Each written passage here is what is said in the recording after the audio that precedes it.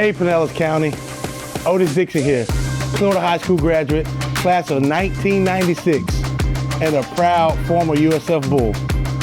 Back in the day, sports was everything to me. Now you can relive the excitement with Pinellas County Schools TV Classic Game of the Week. Watch some of the best high school players in the county leave it all on the field and the courts. Don't miss it Thursday night on PCS TV and Pinellas County School YouTube channel. You don't want to miss this classic.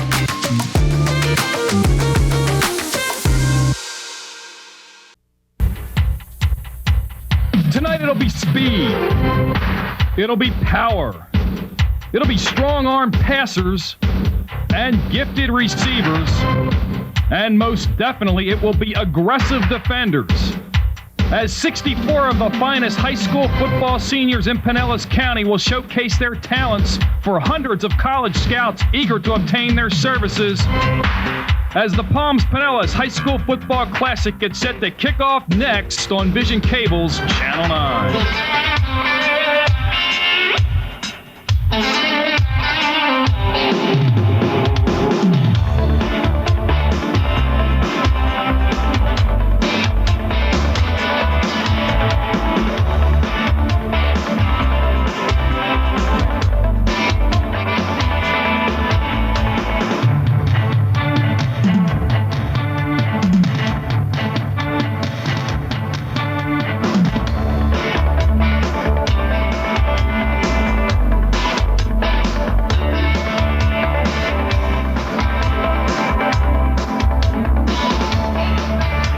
Jack White Stadium at Clearwater High School, Vision Cable Sports presents the first annual Palms Pinellas All-Star Football Classic.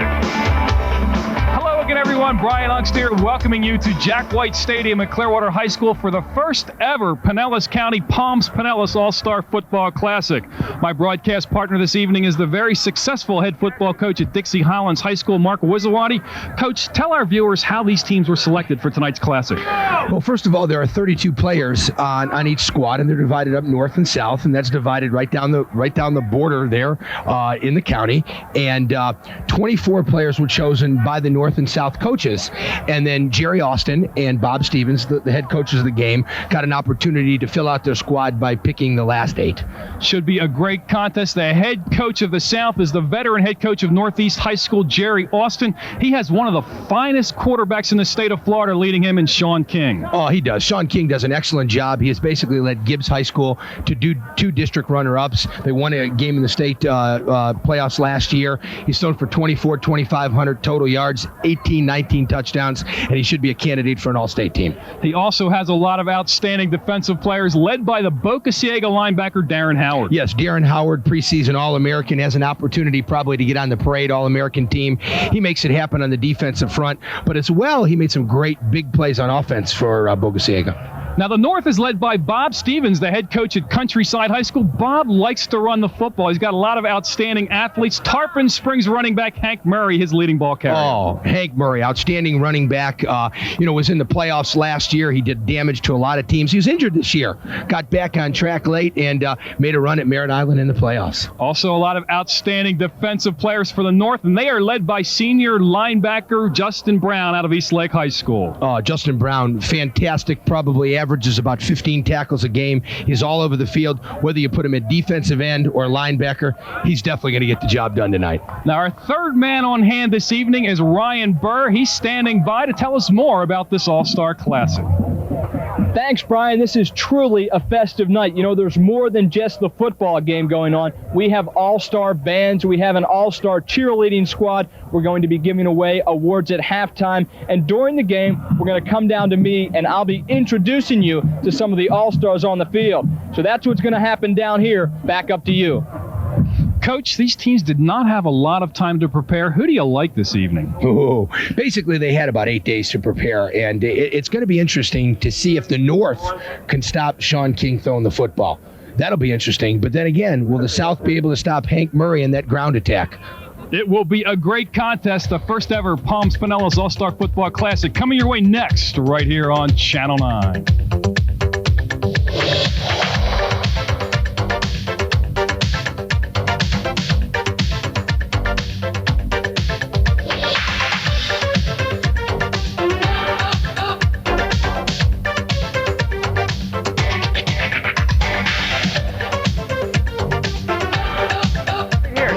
here, please. Brian Unks back Thank along you. with Mark Wizzawati. Gentlemen, how you Jack doing? White Don Stadium, Carter. Clearwater High School Who are for you? the first annual Palms Pinellas All-Star Football Classic. Let's go down to midfield now to referee Dick McCrary for the opening coin toss. Gentlemen, step in here if you would, please. I'd like to introduce you to your honorary captains tonight, Mr. Fred Roselle and Coach Earl Brown and Dan.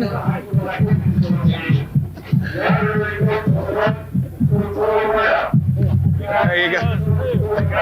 I got shirts and all. All right, good. This gentleman's going to flip the coin. Now, who's the visitors? Right here. You're going to call it in the air. In the air, and we'll let it hit the ground. All right. There you go. In the air. Man called heads. I'm going to pick it up here, just like it is, and it's a head. You want to receive. They want to receive. What goal you want to defend? You'll kick to the clock. All right, put your backs over there, please. Swing around that way. Gentlemen, little too far. Okay, the South has won the toss. They will receive your officiating crew. The referee is Don Carter. The umpire is Dick McCrary. The headlinesman Phil Kelly. The line judge Ed Bates. The back judge is Stu Epley. Side judge Ben Schleeman. Also another side judge is Ed Hughes, and the electric clock operator is Bill Carlisle. Bob Stevens, the veteran head coach at Countryside High School, came north from Lakewood. 18 years as a head coach, 103-87 is his record. And Jerry Austin on the other side, 16 years at Northeast High School. He has a record of 104-54. And Coach Wizzawati, two outstanding veteran coaches leading these teams this evening. Oh, yeah. Bob Stevens does an outstanding job. He's won 4 district titles at Lakewood High School and does a great job at Countryside. And Jerry Austin, on the other hand, 108 victories in his 16-year tenure, and had the honor to work with Jerry a couple of years. He does a great job. The North will be wearing the black jerseys, and the South will be wearing the white. Pinellas County High School Athletics lost a major booster and benefactor for the unexpected death of Art Capona on November the 22nd, 1994. For over 20 years, Mr. Capona has been a sponsor of youth athletics and high school sports in North Pinellas County. Nearly every high school coach in the area has been his. They're having a moment of silence on the field for Art Capona. Recently passed away. They called him coach. He helped out a lot of the local sporting teams here in the Clearwater area. Thank you. And he will be missed.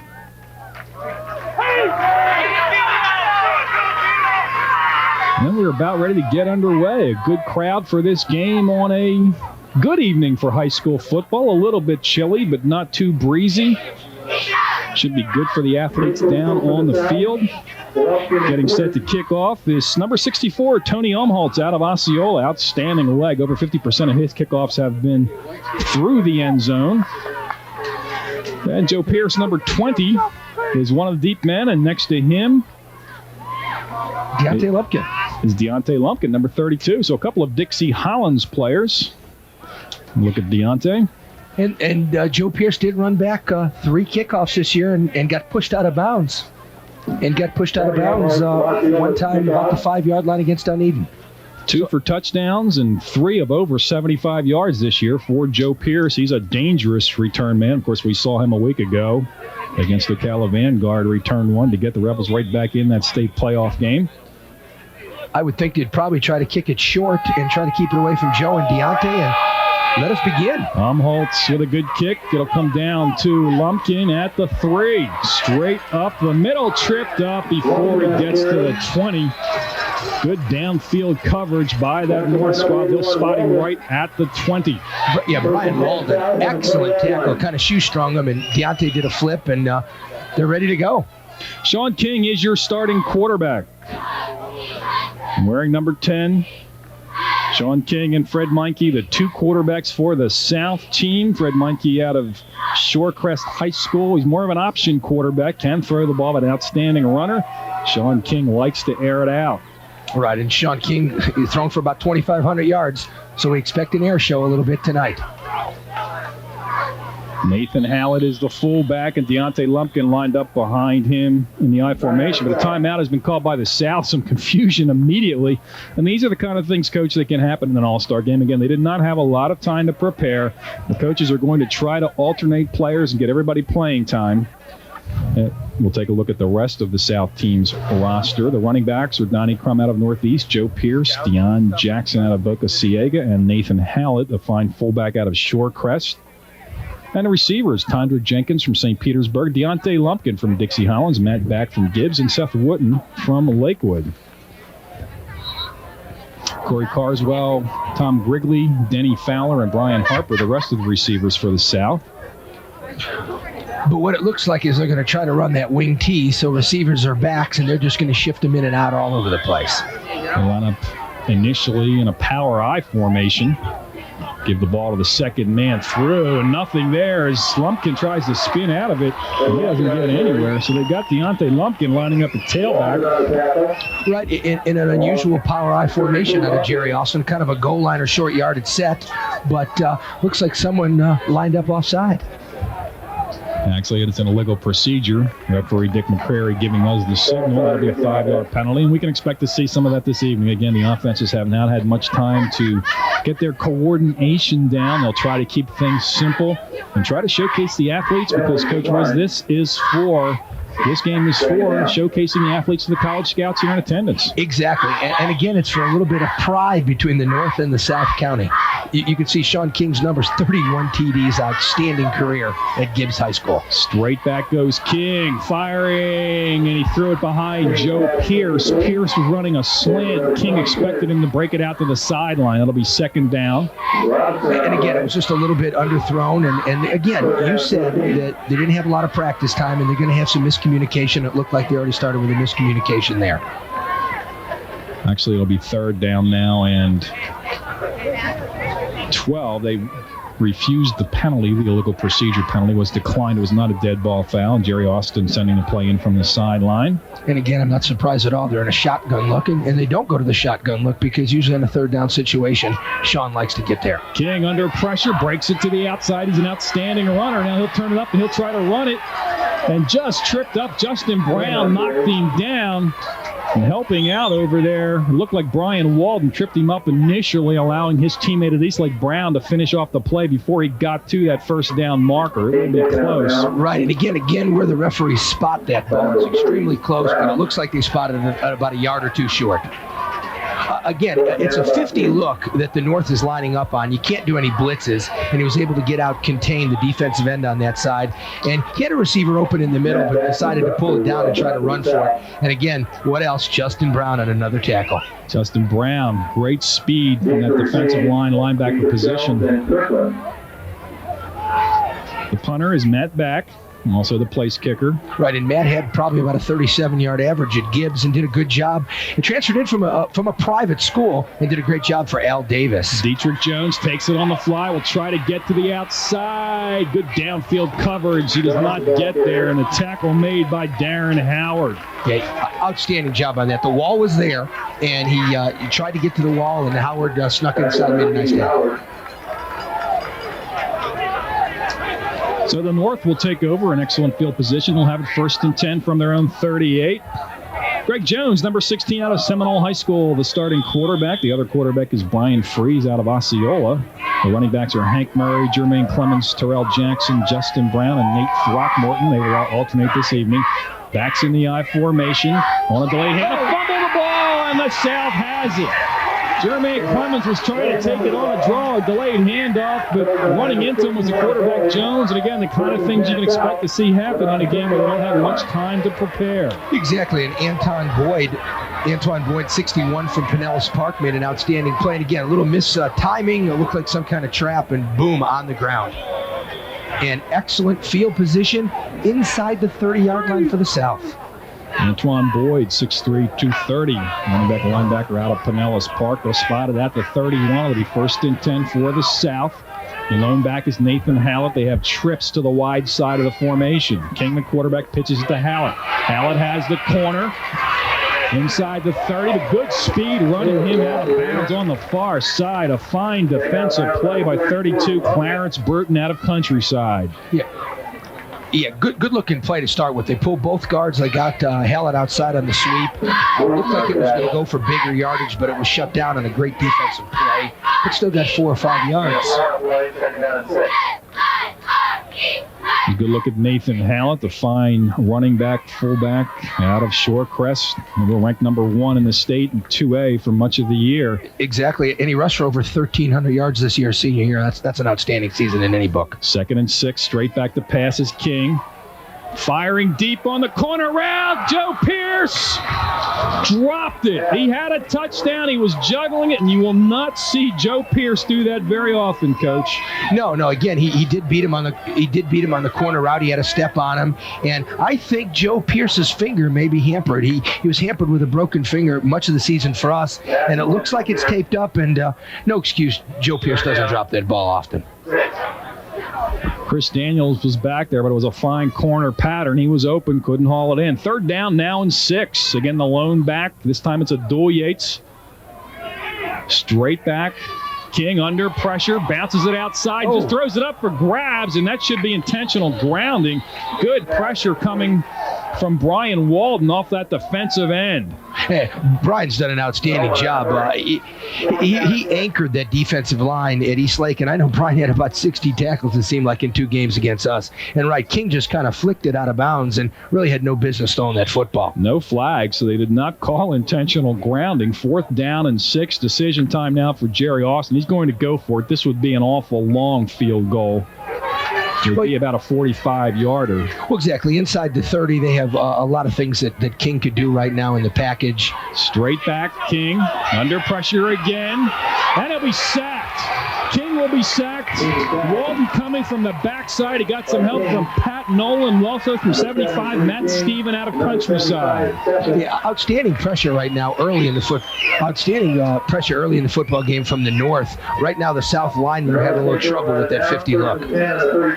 Nolan chased him down from the backside, and a little bit of a pancake of Mr. King from Gibbs. Pat Nolan coming from the outside, the fine defensive end linebacker out of Clearwater. Also Jeremy King from Eastlake in on that play. So the North has held. Bob Stevens next to Tom Bostic down there. They will take over 1st and 10 now at their 31. This is the point that the turnover occurred. So that was an outstanding defensive series for the North, Coach. Well, it was. And Bob Stevens and George Palmer, the defensive coordinator, have to be quite happy with their stand defensively. They stopped them 2 times and did a great job at it. Jerry Austin out now speaking about things with Dick McCreary. And again, this is a 5-2 defensive front that they have to play. You can't blitz. And maybe he's talking, the way he was motioning with his hands, he might have thought somebody blitzed on that play. Exactly. Again, it's a 50 front. You can't do any kind of stunts. All-star games are played that way. And Jerry thought maybe a little blitzing was going on.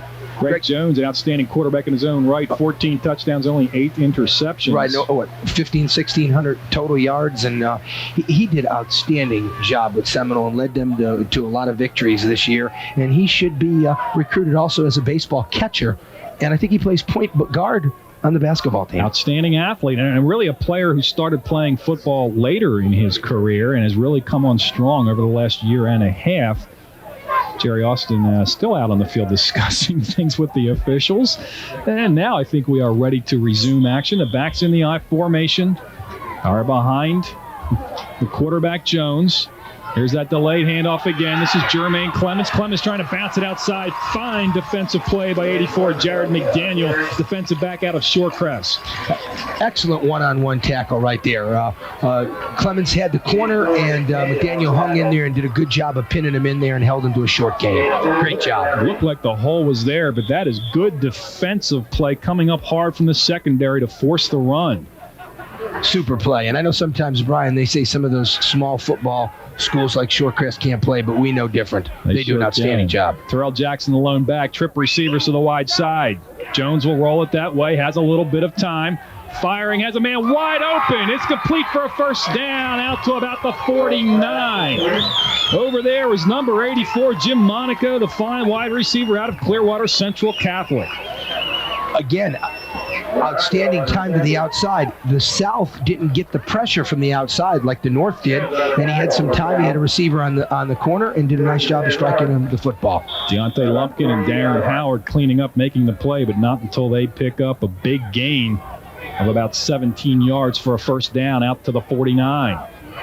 Trip receivers to this side, the wide side of the field. Terrell Jackson out of Seminole, the lone running back behind Jones, and all kind of movement on the right side. That'll be an illegal procedure. That'll be first down now and 15. And like you say with the legal procedure, just think of the 64 players out here, all the different snap counts that they have to hear every day. And then, the 6 or 7 days they've got to get ready for this. Like you say, there will be some penalties and some mental lapses, I think, in the game. But the North can't do that too many times. First down 15. Ball just inside the 44-yard line. The receiving core, Dietrich Jones, York, Kirkland, Bruton, Daniels, Kilgore, and Monaco for the North. Quick hitter, popped immediately, Terrell Jackson. He maybe got a yard. Yeah, David Williams did a nice job at nose guard that time. He's out of Dixie Hollins. We played him at linebacker, but nose guard fits his skills quite well, and he made a nice play, kind of pinning up the middle on that quick trap. The linemen for the North, Robert McLemore, Jim Profita, Brent Jones, John Carter, Steve Williams, John Finacki. That is the North offensive group. There's some good-looking linemen among them. A couple of good-looking kids out of Osceola and Clearwater do a great job. Second down and 14. They'll split the backs and send a slot to the wide side of the field. Straight back goes Greg Jones. Heavy pressure trying to set up a screen. Clemens is over here, but so's Darren Howard, and Howard makes another fine defensive play. 6'5", 225 out of Boca Ciega. You can see, Coach, why a lot of people are recruiting him. Exactly. He made an outstanding play. He read the screen. He wasn't fooled at all, and he took Clemens and threw him down to the turf. Outstanding play. Great pressure on the Seminole quarterback. Terry Weaver, the defensive end, 6'5", 195 out of Northeast. Hurried that just a little bit, and that play just never developed. Third down, that was a loss, a major loss. It's third down and about 23. Backs in the I formation, slot to the wide side. Jackson and Clements, the backs behind Jones. On the draw, Jermaine Clements trying to bounce it outside. He breaks a couple of tackles, but cleaning up from the secondary, Adul Yates. And Adul Yates played for you, Coach, and not often does Adul Yates miss a tackle. He is a very, very good open field tackler. He sure is. And you put him in a one-on-one situation, and most of the time he's going to get that job done. And again, when you're 3rd and 23, you're hoping to hit a quick hitter and maybe bust one, to get 15 or 18 yards. But the South defense did a good job hemming it in, and they made a nice tackle and now force them to punt. Good look at Adul, 6'1", about 215. He's a strong safety or a linebacker. He's going to play out for of somebody. Countryside. Fine punt. Joe Pierce will let it hit at the 20. And they'll roll inside the 15. Joe probably should have fair caught that one. It'll roll dead at about the 12. Great punt there by Mike Kilgore out of Countryside. He was a late addition to this football team. That's a 46-yard punt. And that kicking game comes in ever so handy. Oh, and it does. And you'll probably see major plays happen in the kicking game, and hopefully for the good, you don't get the missed timing and stuff. And again, I thought Pierce should have caught the ball also, but I wonder if his finger's giving him some problems. Sean King remains in at quarterback. First down and 10. They'll mark the ball at the 11.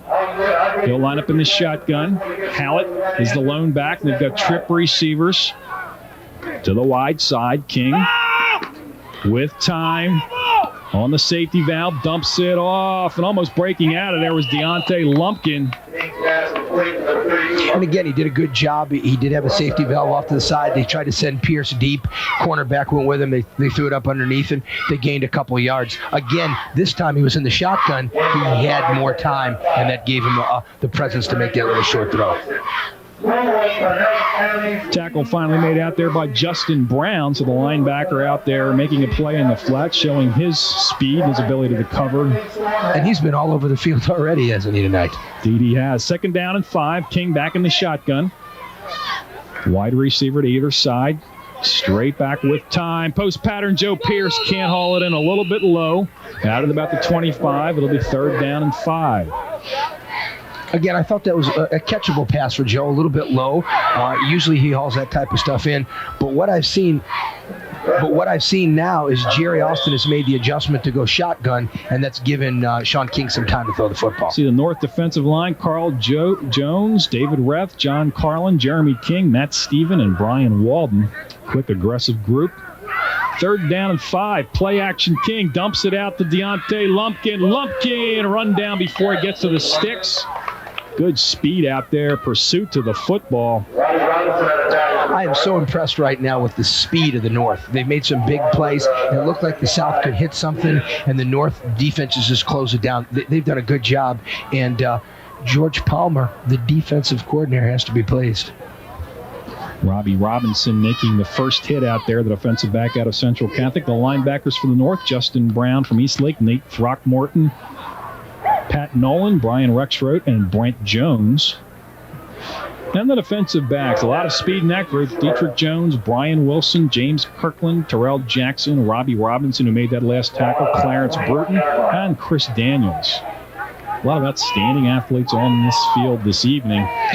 You know, Brian, there sure is, and that gives hopefully the people around the state saying, hey, Pinellas County football, is around, and it also helps when you win some games in the playoffs. 4th down and 1, and apparently Jerry Austin's going to go for it from his own 21. Quarterback sneak by King. It's close. That is going to be close, and that surprised me because I thought he was going to give a quick cadence and try to get him to jump offside, but he didn't. But this is an all-star game, and Jerry Austin is that riverboat gambler. And he is trying to establish some confidence in his team. They picked up the 1st down, so that gamble pays off. Went behind the big offensive front. The big guys up front got the job done.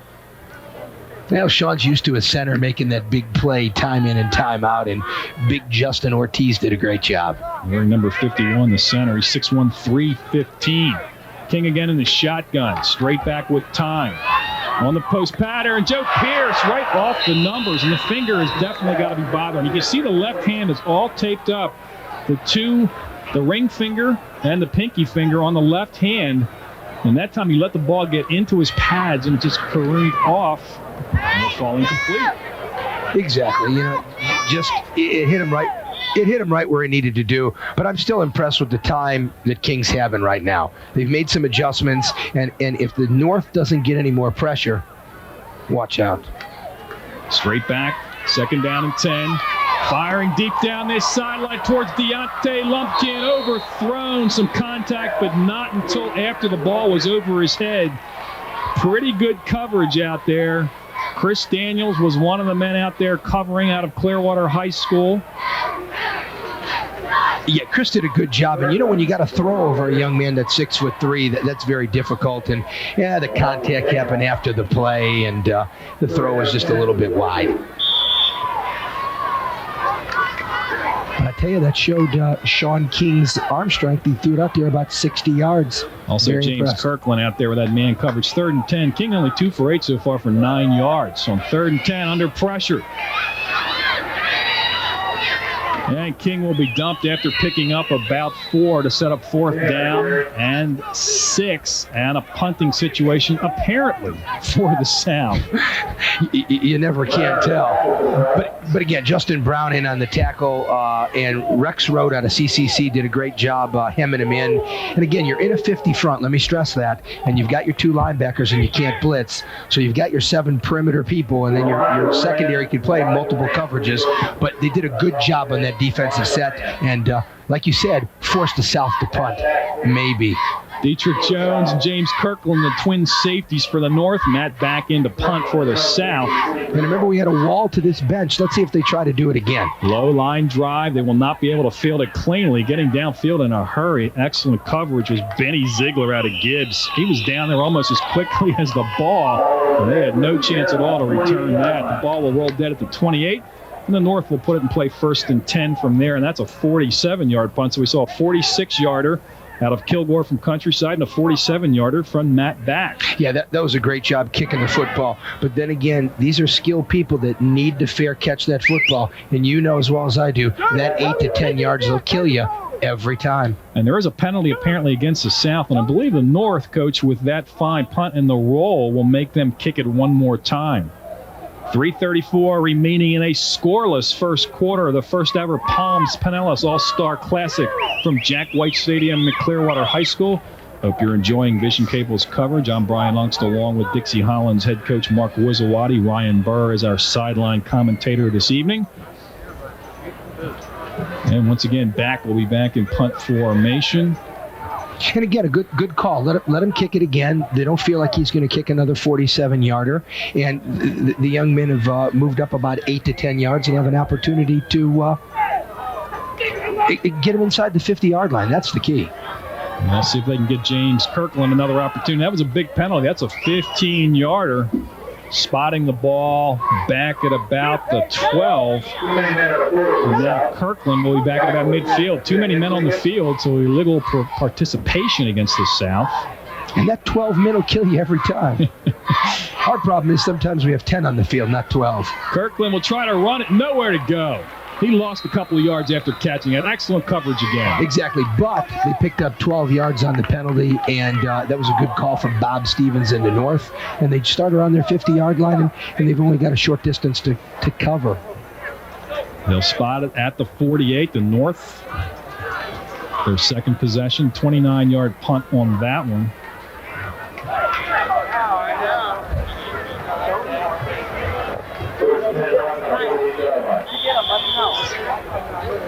Derry Weaver, John Swindell, Antoine Boyd, Eric Wills, and Tracy Davis, the defensive lineman for the South. Jones still in a quarterback. On the fade pattern towards Daniels. And Daniels at 6'3", couldn't quite haul it in. Deontay Lumpkin was out there defending. That one had probably just a little too much air underneath it. Well, exactly, because Daniels really beat Lumpkin, and Lumpkin had his back to the quarterback. And if it would have been out there a second earlier, they would have had a nice pass pattern. But then again, Deontay got the same shot back over here, and he returned the favor. Yeah, that hit was just a second soon, as you saw there on the isolated replay. Good shot from our camera guy on the sideline, Eddie Botker. Chris Daniels, a receiver and a defensive back. A lot of people are looking at it. 6'3", 185, runs in the 4.6 range. A great football player out of Clearwater, Tommy Bostic. 2nd and 10, straight back Jones, setting up the screen and overthrown. Abdul Yates was out there. He had it red, but if they got by Yates and Clemens was out there, he could have been running for a long time. Exactly. Carlin from Tarpon Springs got out there and looked like if they'd have handled Yates and the pass would have been a little bit better. It could have done something. The rest of the defensive team for the South: Deion Jackson, Brian Harper, Benny Ziegler, Otis Scriven, David Williams, Darren Howard, and Tom Grigley are your linebackers. Abdul Yates, Joe Pierce, Nathan Hallett, Octavius Clark, Deontay Lumpkin, and Jared McDaniel, the secondary. And again, players rotating in and out almost on every play. Everybody getting an opportunity. 3rd down and 10. Backs in the I formation. Jones will roll it this way under heavy pressure. Screen to the other side, and it's dropped. Tried to get it out there. It looked like Nick Haddon, tight end out of Largo, on a tight end screen. It was set up, but Jones threw it a little bit high, and Haddon couldn't haul it in. And it was an outstanding play because he play-actioned toward us, toward the sideline, and was able to throw it back. And he had 3 kids out there blocking in front of him, and he just overthrew the football. He needed to set his feet a little bit and strike it on out there. And again, John Davis pulling all the tricks of the trade and throwing the football for Bob Stevens. Well, there's a lot of running room there if he could have hauled that one in. Mike Kilgore back to punt. Pierce and Lumpkin, the twin safeties for the South. Another good end-over-end punt. Joe Pierce. Did he touch it? Joe Pierce in the end zone. That'll be a muff, and that should be a touchback, unfortunately for the South. And Coach, you need to tell Jerry Austin, Joe Pierce has got a problem with his fingers. He's just shying away from the football right now. That's uncharacteristic. Joe Pierce, an outstanding football player with very good hands. Well, that's what I'm surprised about. Right now, Jerry Austin has him at a lot of skill spots, and they might need to get another punt returner or kickoff returner because it does look like his hand's bothering him. He threw up a fair catch, and I don't think he touched the football, but he had the presence to go back, get it in the end zone, and you know as well as I do in high school football, when the ball's in the end zone on a kick, it cannot advance the football. Want them off, they'll bring it out to the 20 on 1st and 10 with the touchback. King still in a quarterback. He's in the shotgun. He has trip receivers. Hallett the lone running back. King stepping up, fires a strike to Deontay Lumpkin. Lumpkin not often going to drop the football. Made a fine grab out to the 40. Yeah, what an outstanding play. And Nate Throckmorton did an outstanding job of covering him because that could have gone a long distance. Nice catch, good hands, and a great tackle. Dietrich Jones, the first man there, running him down from Countryside. Jones running a 4.40. Defensive back, wide receiver. 1st and 10 now for the South from their own 41. Trips to the wide side. Abdul Yates, the lone running back. Yates takes it on the pitch. He'll try to bounce it outside with a wall of blockers. Now he cuts it up, and there's another nice gain. He picks up 10 more, very close to another first down for the South. Good play. You know, trips to one side. They pitch it to Yates. They pull the guards, and that's going to get you big yards, and it got him another first down. That's an outstanding job. So the South now moving the football, 2 consecutive first downs, picking up about 27 yards on the 2 plays. Right. Mike Clark, number 64 to St. Pete High, outstanding block. Yates read it, got behind him, and got 10 yards on the first down. And right now you want to move the chains, get a little confidence. I think maybe the jitters have kind of settled for both teams, and we're going to see some offensive action here pretty quick. And we're getting back to basic offensive football. Straight dropbacks out of the shotgun, some tosses, trip receiver to the short side. Yates the lone back, play action King. Lofts it wildly over the middle, intercepted. Now there is going to be a flag, but a fine interception by Clarence Burton out of Countryside. Who was the flag on? Was it offensive or defensive interference? That might go against Joe Pierce. That was a tough one to call right there. It did look like a little offensive contact. Be an interesting way, which way he goes.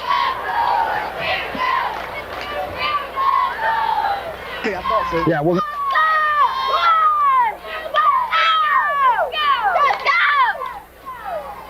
I have pass interference on the defense. Pass interference on the defense. That'll be a 15-yard penalty, so the interception by Clarence Burton will be negated. And that's a big play. Bob Stevens is a little upset about that. Again, Sean King had the receiver out there, got a little bit too much air underneath it, and we'll see it right here. Tell you what, and from that angle, of course, that's a tight angle. You didn't see the whole play, but that was a good defensive play. I did not see the offensive player look like he initiated the contact. Exactly, but maybe the ref got caught behind it and didn't quite see that one. But in any case, the South first down, and they're moving the ball.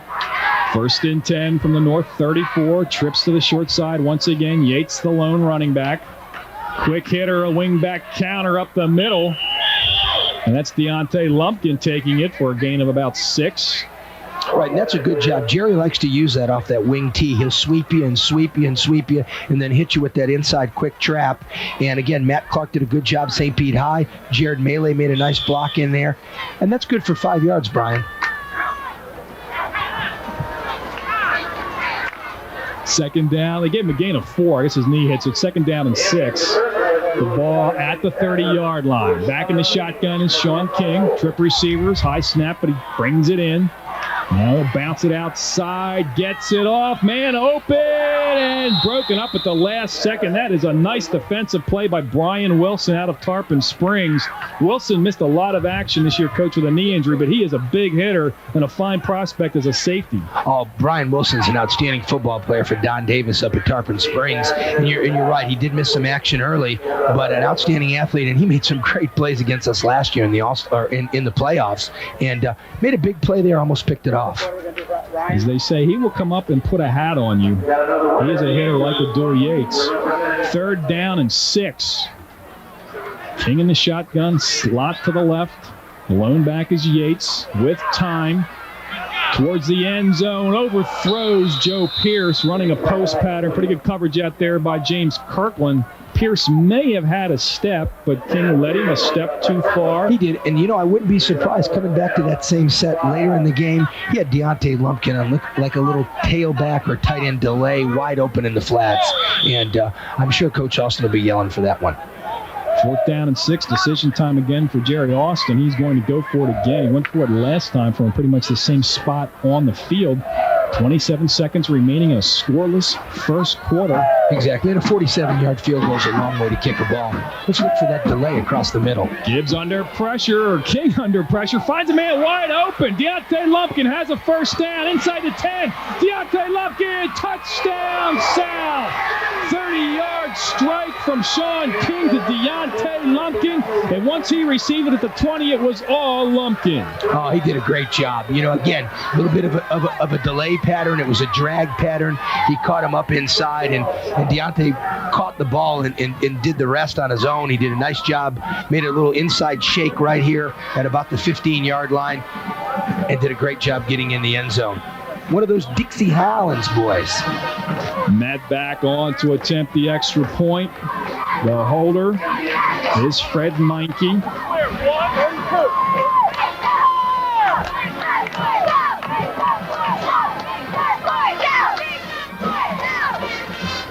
Kick is up, and it is through. 15 seconds remaining in the first quarter.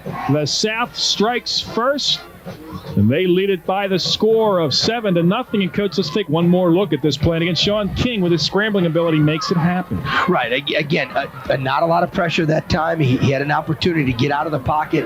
Saw Deontay, probably an outlet valve receiver for Coach Austin. And again, Mr. Riverboat Gambler, 4th down and 5, converts in 7-0 South. 30-yard touchdown. The last time on 4th and about 6, they didn't get it. This time they pick it up, and they get the touchdown, the bonus on top of it. So the South strikes first with 15 seconds remaining here in the first quarter of action. The north sideline now looking to regroup. And again, that's one thing they didn't want to do. They didn't want to get into a contest where Sean King's throwing the football. I know Bob Stevens, we talked to him earlier, and George Palmer, and that's the fits that they were worried about. And now they have to, in turn, take the football and try to have a little ball control and get something going, with a little confidence going on the north end. They're going to need to cut down on the pass rush from that South defensive front. They've been getting a pretty good pass rush the last couple of opportunities. And remember, with only 5 people that can rush, because there's no blitzing.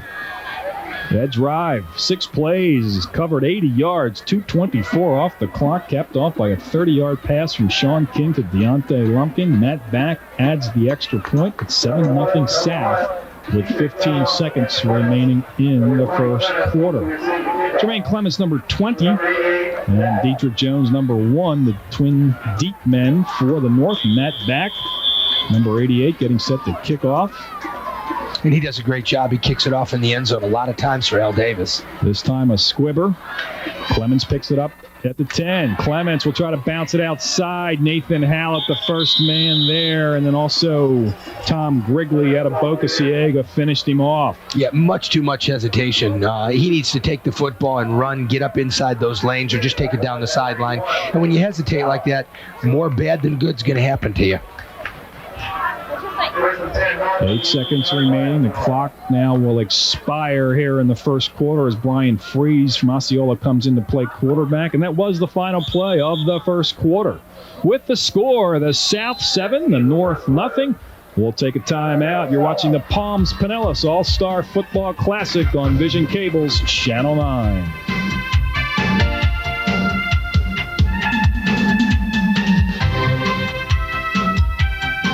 Ryan Ungst, Mark Wizawati back with you at Clearwater High School to start the second quarter. The South leading the North 7-0. The North first and 10 from their own 18-yard line. And you see a lot of substitutions in the ball game right now. Again, your D-backs have to play wide receiver in there. Jermaine Clements takes it on the delay. And he gets out across the 20. Ryan Burr standing by with quarterback Sean King. Take it away, Ryan. Of course, we're down on the field now. The score is 7-0. With me, Sean King. You threw the first touchdown of the game. Tell me a little bit about the play. It was supposed to be a play to the other side, but our primary receivers were covered, and our blocking kind of broke down. So I scrambled to the right, and I hit my secondary receiver coming across. We're doing pretty good on offense, we just got to hang on to a couple passes, but we're warming up, so I think we'll be all right. Okay, let's go back upstairs for the next play. Thank you, Ryan, and congratulations to Sean King for getting his South team on the scoreboard. Brian Freeze, play action. Under some pressure, he'll be sacked. They picked up good yardage on first down, 6 yards, but they're going to lose it all, +1. It'll be third down now and 11. Right, and Swindell out of Shorecrest had an outstanding play right there.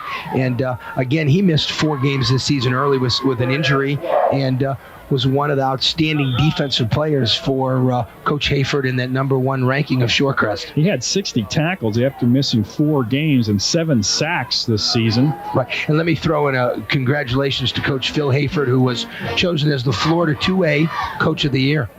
Quite an honor. Indeed it was. Does an outstanding job at Shorecrest Prep. Third down and 11. Free straight back. Firing man wide open. Intercepted. Intercepted out there. Joe Pierce. Joe Pierce has it. Pierce inside the 5. Touchdown, Joe Pierce. Joe Pierce, it looked like the man was open, and he closed in a hurry to pick it off. He did do an outstanding job. That was so close going the other way for 6 for the North, and Joe Pierce did a great job of picking that off, and great call getting him into the end zone. See it again.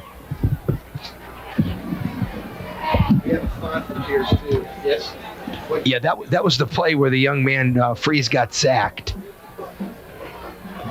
And hopefully we'll get an opportunity to see that one again. But Joe Pierce did a good job. He did a great job stepping in front. Again, a lot of pressure from the South team. Joe stepped right in front from his free safety position, and he was gone down that sideline.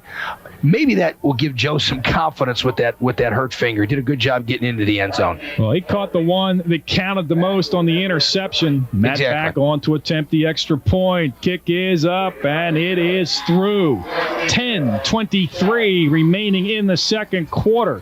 The South has struck quickly, and they now lead it by the score of 14-0.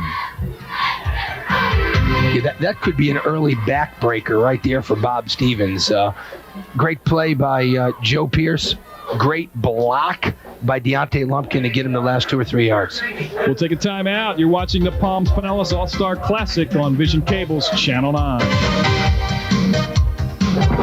Brian Ungst, Mark Wizolati back at Clearwater High School. Second quarter action of the Palms Pinellas All-Star Football Classic. The South leads it 14-0. Matt back kicking off to Jermaine Clements. Clements with some room. Clements out across the 30. Tripped up right there by number 16, Fred Meinke. Meinke a quarterback, but he comes down on special teams and makes a hit. Hey, when you're on an all-star team, you just never know what position you'll be playing. But that was an outstanding play. And I thought he had a lane, and it closed down very quick. Well, that time, though, you talked about on the last one, he sort of danced around. He got up the field, did some good north-south running, and got the most yardage he could. Exactly, and that's what you have to do on special teams. Take what you can get. Don't try to make a huge play because it could cost you. Brian Freeze remains in a quarterback trip, receivers to the wide side. The lone back is Terrell Jackson. Jackson straight up the middle. Jackson with running room. Jackson a first down out across midfield.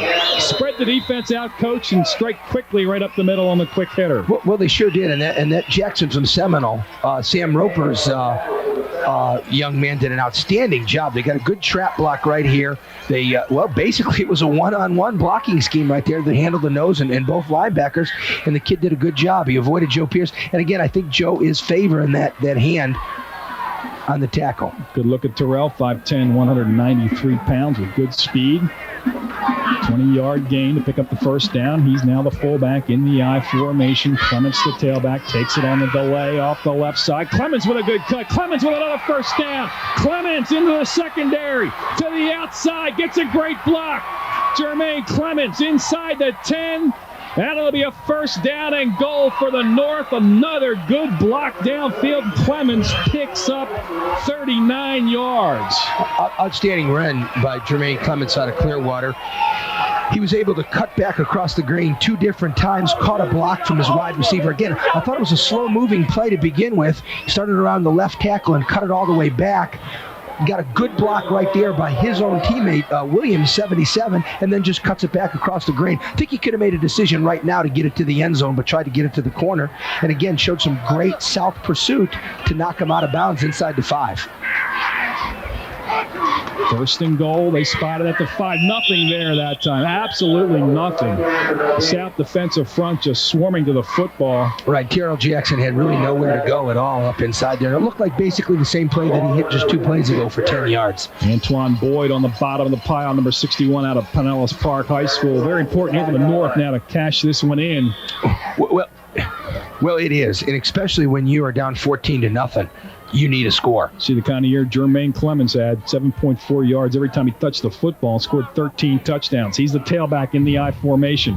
Frees the quarterback, gives it to Clemens, hit at the line of scrimmage, driven backwards. Great tackle. Otis Scriven out of Lakewood. Yeah, Otis Scrivens, outstanding football player for Brian Brook. Very, very highly regarded, recruited young man, and it's just all over the player, all over the field. I went to a couple practices, and that kid knocked the heck out of some people. He missed 5 games this year with an ankle fracture. He finished, though, with 73 tackles, and he missed 5 games. That's half their games, Coach. He would have had 146 tackles in a full season. That's unbelievable, and that just gave him, 5 games in another playoff game. And again, Brian Brook had a nice program down there at Lakewood, 2nd consecutive year, being district runner-up and getting his team into the playoffs. Timeout call on the field on 3rd down and goal. Our sponsors this evening. I'd like to thank all the sponsors, the player and cheerleader sponsors. You see them right there. Thank you for helping this game get off the ground this season. The police departments, the Pinellas County Sheriff's Office, the St. Petersburg Police, and the Gulfport Police Department. And the area businesses, the St. Pete Times, Coca-Cola, Allen Sports, Nike, Vision Cable, of course, Blevins Concessions, Domino's Pizza, and AmSouth Bank. Jerry Austin on the far side. Jerry doesn't look too worried. Very cool, calm, and collect Jerry Austin over there. Bob Stevens on this side, you saw momentarily. He's taking a look at Jerry Austin. Knows the importance of this play. 3rd down now and goal. The ball marked back at the 7. Justin Brown now in at fullback. Clements, the tailback in the I formation behind Freeze. Play action, firing open, and Brown can't haul it in. And again, it was the pressure. Abdul Yates came up the middle, and Abdul Yates made him throw the ball a little bit sooner than he wanted to, and it falls incomplete.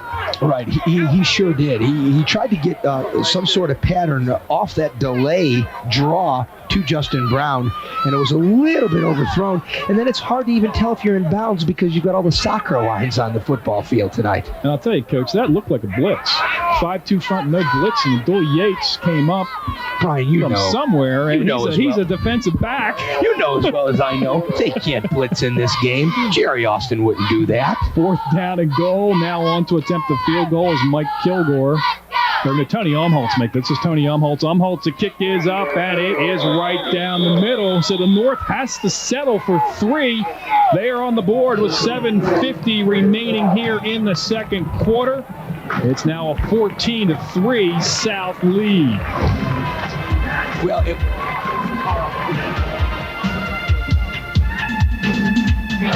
Brian Unks, Mark Wizawati back with you at Jack White Stadium in Clearwater High School. 7:46 remaining in the 2nd quarter. The North gets on the board, but a good defensive stand for the South. It was a 1st and goal from the 5 for the North.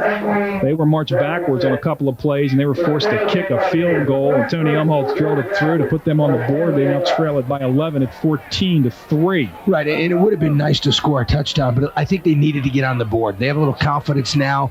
If they can have a good defensive stand like they did earlier in the 1st quarter and do another offensive drive like that and get some more points, I think they're right back in the game. But again, don't kick it off to one of those Dixie guys.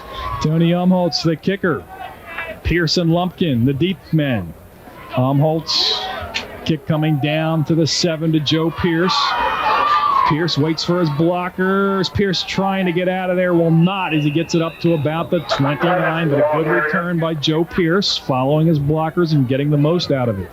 Right, he did a good job. He got up inside the wall, probably ran it about 20 yards in good field position for Sean King in the South.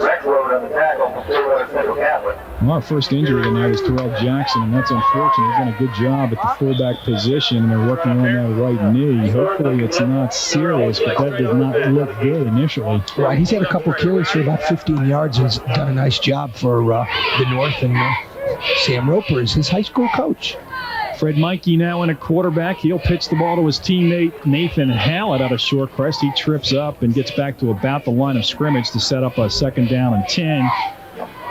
Nathan Hallett, an outstanding 3-year career at Shorecrest High School. 1,342 yards, 14 TDs, and probably has an outstanding opportunity to be an all-state member from Shorecrest. Brian Wilson is the man down injured. Let's go down to the sideline now to Ryan Burr, who's standing by with Jermaine Clemens. Thanks, Brian. Down here now with Jermaine Clemens. Jermaine got off to a slow start, 14-0. You guys came back. A lot to do with your long run. Tell me a little bit about it. Well, we did a counter play, and the linebackers are biting a lot, so I'm just seeing the way they going, then I'm cutting back off of them. Then I just saw a lane, and I hit up, and since no conditioning, I'm tired. You guys going to be able to come back in this one? Yeah, definitely. Okay, there you have it, Brian. The South will be back. We'll be back down here in a little bit. Okay, Ryan, thank you very much. And Jermaine Clemens, outstanding run to get them down. Brian Wilson. Actually, yeah, that is Brian Wilson. Brian walking off. Good to see. He's had a knee problem this year, and we're worried it was that knee again. Clemens has 6 carries for 59 yards. You see Fred Meinke, the quarterback, his numbers on the year. That is his rushing numbers. He's an option quarterback. And a dead ball infraction before that play got underway. Right, and again, they're in the power eye type of look, trying to run the football a little bit with Meineke and Hallett and Lumpkin, and that was just a little pitch to the outside. Well, they tried to run Lumpkin that time, and he had all 4 receptions for the South for 60 yards before this series. So he's had an outstanding contest. Oh, exactly. And a touchdown and really a nice run after the catch, and that makes it very important. And again, Deontay did that type of stuff for us at Dixie Allens High School, and that's why we were able to go 11-2 and into the round of 8 for the 2nd year in a row. Also playing defense, Fred Meinke, 41 for 81, 7 touchdowns, 4 interceptions in the air. Power eye formation, 2 tight ends. Pitch the ball to Deontay Lumpkin. Not much there this time. Maybe picks up a yard. Actually, they're going to give him a couple of more yards as he skirted that sideline and picked up maybe 4. Now, and again, 3rd down. That's the look that Meineke and Hallett are used to. That those quick hitters and the sweeps, and they do that job very well at Shorecrest. Jerry Austin did a nice job to put that into the offense for him. Brent Jones making a hit over there, and cleaning up the play was Dietrich Jones. Brett Jones, outstanding defensive player and offensive lineman for Osceola and George Palmer. 6'1", 232. He's an offensive guard. A lot of schools look at him as a linebacker. Runs in the 4'7" to 4'8" range. Right, an outstanding wrestler, too. An all-around athlete there at Osceola. 3rd down and 11. Again, the power eye formation. On the counter play, trying to get outside of Dole Yates. Nothing there. Absolutely nothing. Good defensive play. Justin Brown was in there. Dietrich Jones, Brian Wilson, and also 56 Carl Jones. Right, a great play. Again, just trying to get a quick hitter on a 3rd and 11. They didn't get it. The North got the stand that they needed, and now they have to do something with it. Outstanding effort by that North front. They do a real good job, led by Walden. And Pat Nolan also in there, bottling it up initially.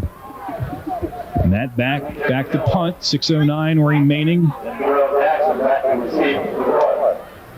James Kirkland, the deep man for the North. Fine punt by Matt Back. Kirkland hauls it in at the 30. Kirkland up the middle. Oh, boy, he is smacked. Smacked down there by Antoine Boyd. Antoine Boyd, about 6'5", 240 out of Pinellas Park. He is an athlete. Oh, he really is. And that was a bright spot Pinellas Park had this year. And he's only a first-year football player. He came out this year. I think he played a little bit as a 10th grader and really did a heck of a job. And again, you saw the difference on special teams right there. He caught the ball, Kirkland, and only a 35-yard punt. He's able to take it 8 or 10 yards. There you see our specialists, the punter Kilgore from Countryside for the North, the kicker Tony Umholtz from Osceola, and Matt Back for the South doing both the punting and the place-kicking chores. So big drive here now for the North. 1st and 10 from their own 34. Hand the ball to Justin Brown, and Brown tripped up after a gain of about 2. Number 60 in there again is Otis Scriven. Otis Scriven, 6', 220, and he is quick. Yeah, he's an outstanding football player. And again, this is what I expected to see a little bit from the North. Try that quick hitter with Justin Brown and see what they can do with it. And hopefully they don't get away from it. Let's see if Justin could be able to run over some of these big boys from the South. Terry Weaver in there to finish the play off. Terry Weaver, a very quick defensive end. A little thin at 6'5", 195, but he looks like an outside linebacker prospect in college because he can really run and he'll put some weight on. Second down and 7. And when you're 6'5", they're already stretched out. Now they can just put the weight on him. On the delayed handoff, pan the ball off to Hank Murray. Hank Murray, we've wondered where he is. Well, there he is as he picks up about 13 for a first down out to the 48. Right, Hank did a great job right there. A little draw type play, froze the linebackers a little bit. Again, it's hard to freeze them in a 50 look when they can't blitz. But again, a big run for Hank, and they got him the football a little bit, and we'll see what Hank could do. Jim Provita, the offensive guard out of Eastlake, with a nice block to spring him straight up the middle. Finally run down by Darren Howard. There's Hank Murray, diminutive, but he is a good football player. Right, probably one of the toughest backs in the county. If he wasn't injured this year, he had a great year. Justin Brown, the big fullback, spinning out of a tackle, and Justin Brown with another first down as he picks up 11. This guy is 6'2", he's 225, and he runs about a 4.6 to a 4.7. Oh, Justin is an outstanding football player, period. I think he's a great defensive end linebacker type, but he gives you that hard-nosed 1 or 2 yards you want inside, and then there, 1 or 2 yards turns into 10 or 11. That's an outstanding play, and again, good blocking by the North. They're pushing the South back off, and when you do that type of stuff, you have a chance to get a touchdown here. Justin Brown as a fullback averaged 6.3 yards every time he touched the football, scored 5 touchdowns for Rob Jenkins. Eastlake Eagles. Defensive encroachment will be called against the South. Now the North putting together an impressive drive with 4:11 remaining in the half. Coach, they need to get another score to get to within 1 score here at the half. Right, and there's plenty of time to go, 4 minutes to go. And you need to put a score on the board. Hopefully they get a touchdown, but they'd be happy with a field goal. And there's Mikey Anderson from Dunedin. And he recently resigned, and I asked him, what's Mike going to do with all his spare time? He said spend time with his family. And that's all he commented on. You got to admire that. Exactly. He wants to take care of his family. He can get back into coaching. He's a young guy.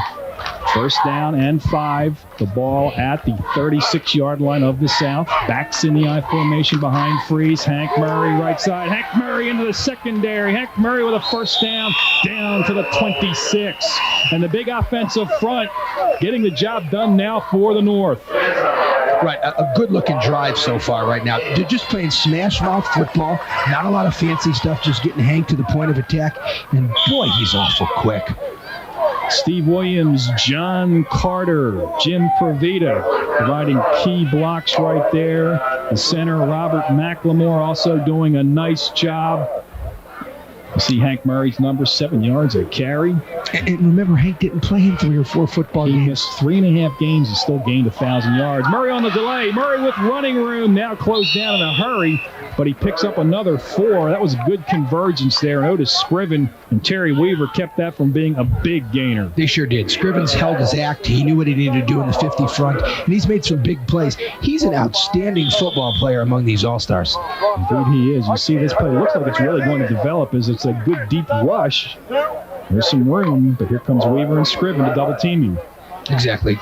Good run, puts up a 2nd and 7 yards, and you basically got 3 downs to do it. Murray tripped up as he gets down to about the 20, and it's going to be 3rd down and about 5. Well, again, they did a nice job there. The defensive front, they closed it on down. But again, it's 3rd and 5, but I think it's a 2-down situation here. And Bob Stevens, a very interesting play call on this 3rd down.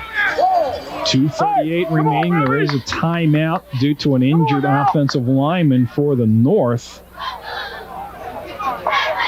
Can't quite get that number. It looks like number 60, Jim Provita out of Eastlake. Jim's doing an outstanding job at the guard. He's 6'1", 225, been leading the blocking up there and pulling out and providing some key blocks.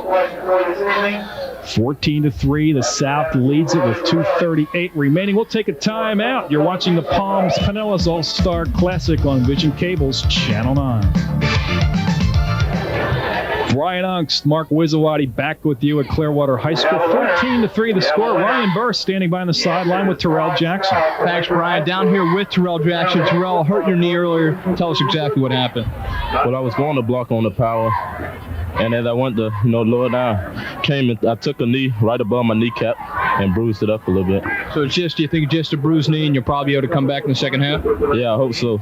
Okay, there it is right there. The North right now feel they can run the football. They feel their offensive line, as the first half goes on, is taking its toll on the South's team.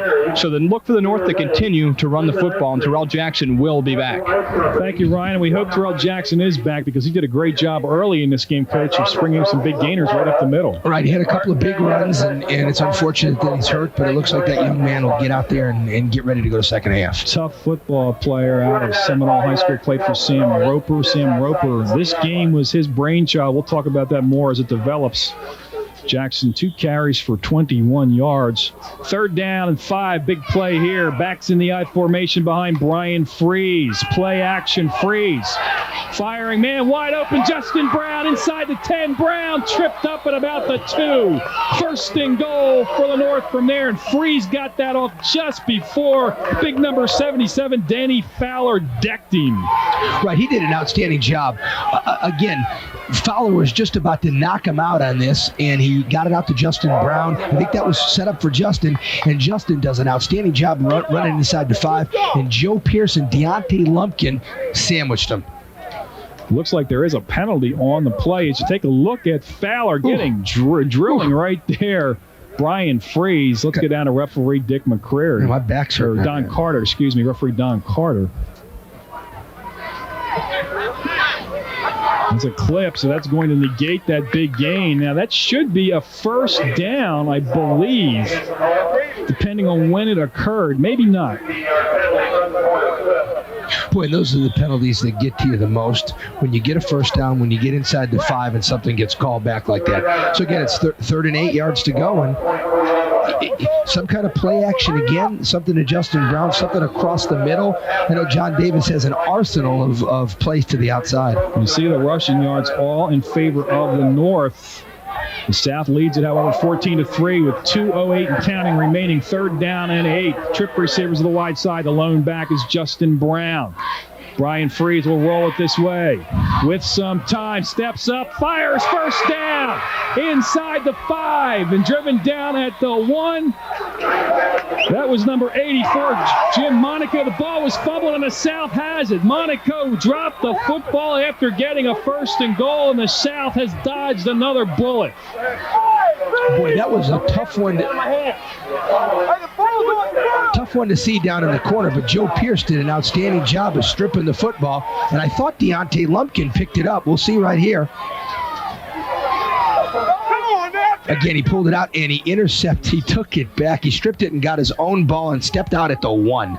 Wow. What a play by Joe Pierce. He has done it all this evening. Had a rough start offensively, dropped a couple of passes, but he picked one off and took it for the 2nd South touchdown, and he makes the big defensive play to keep the North out of the end zone with 1:52 remaining in the 1st half. It looked like the North was going to take this ball down the field and get a score to get to within 4 points.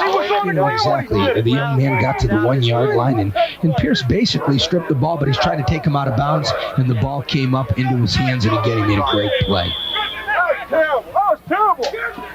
Fred Mikey in a quarterback.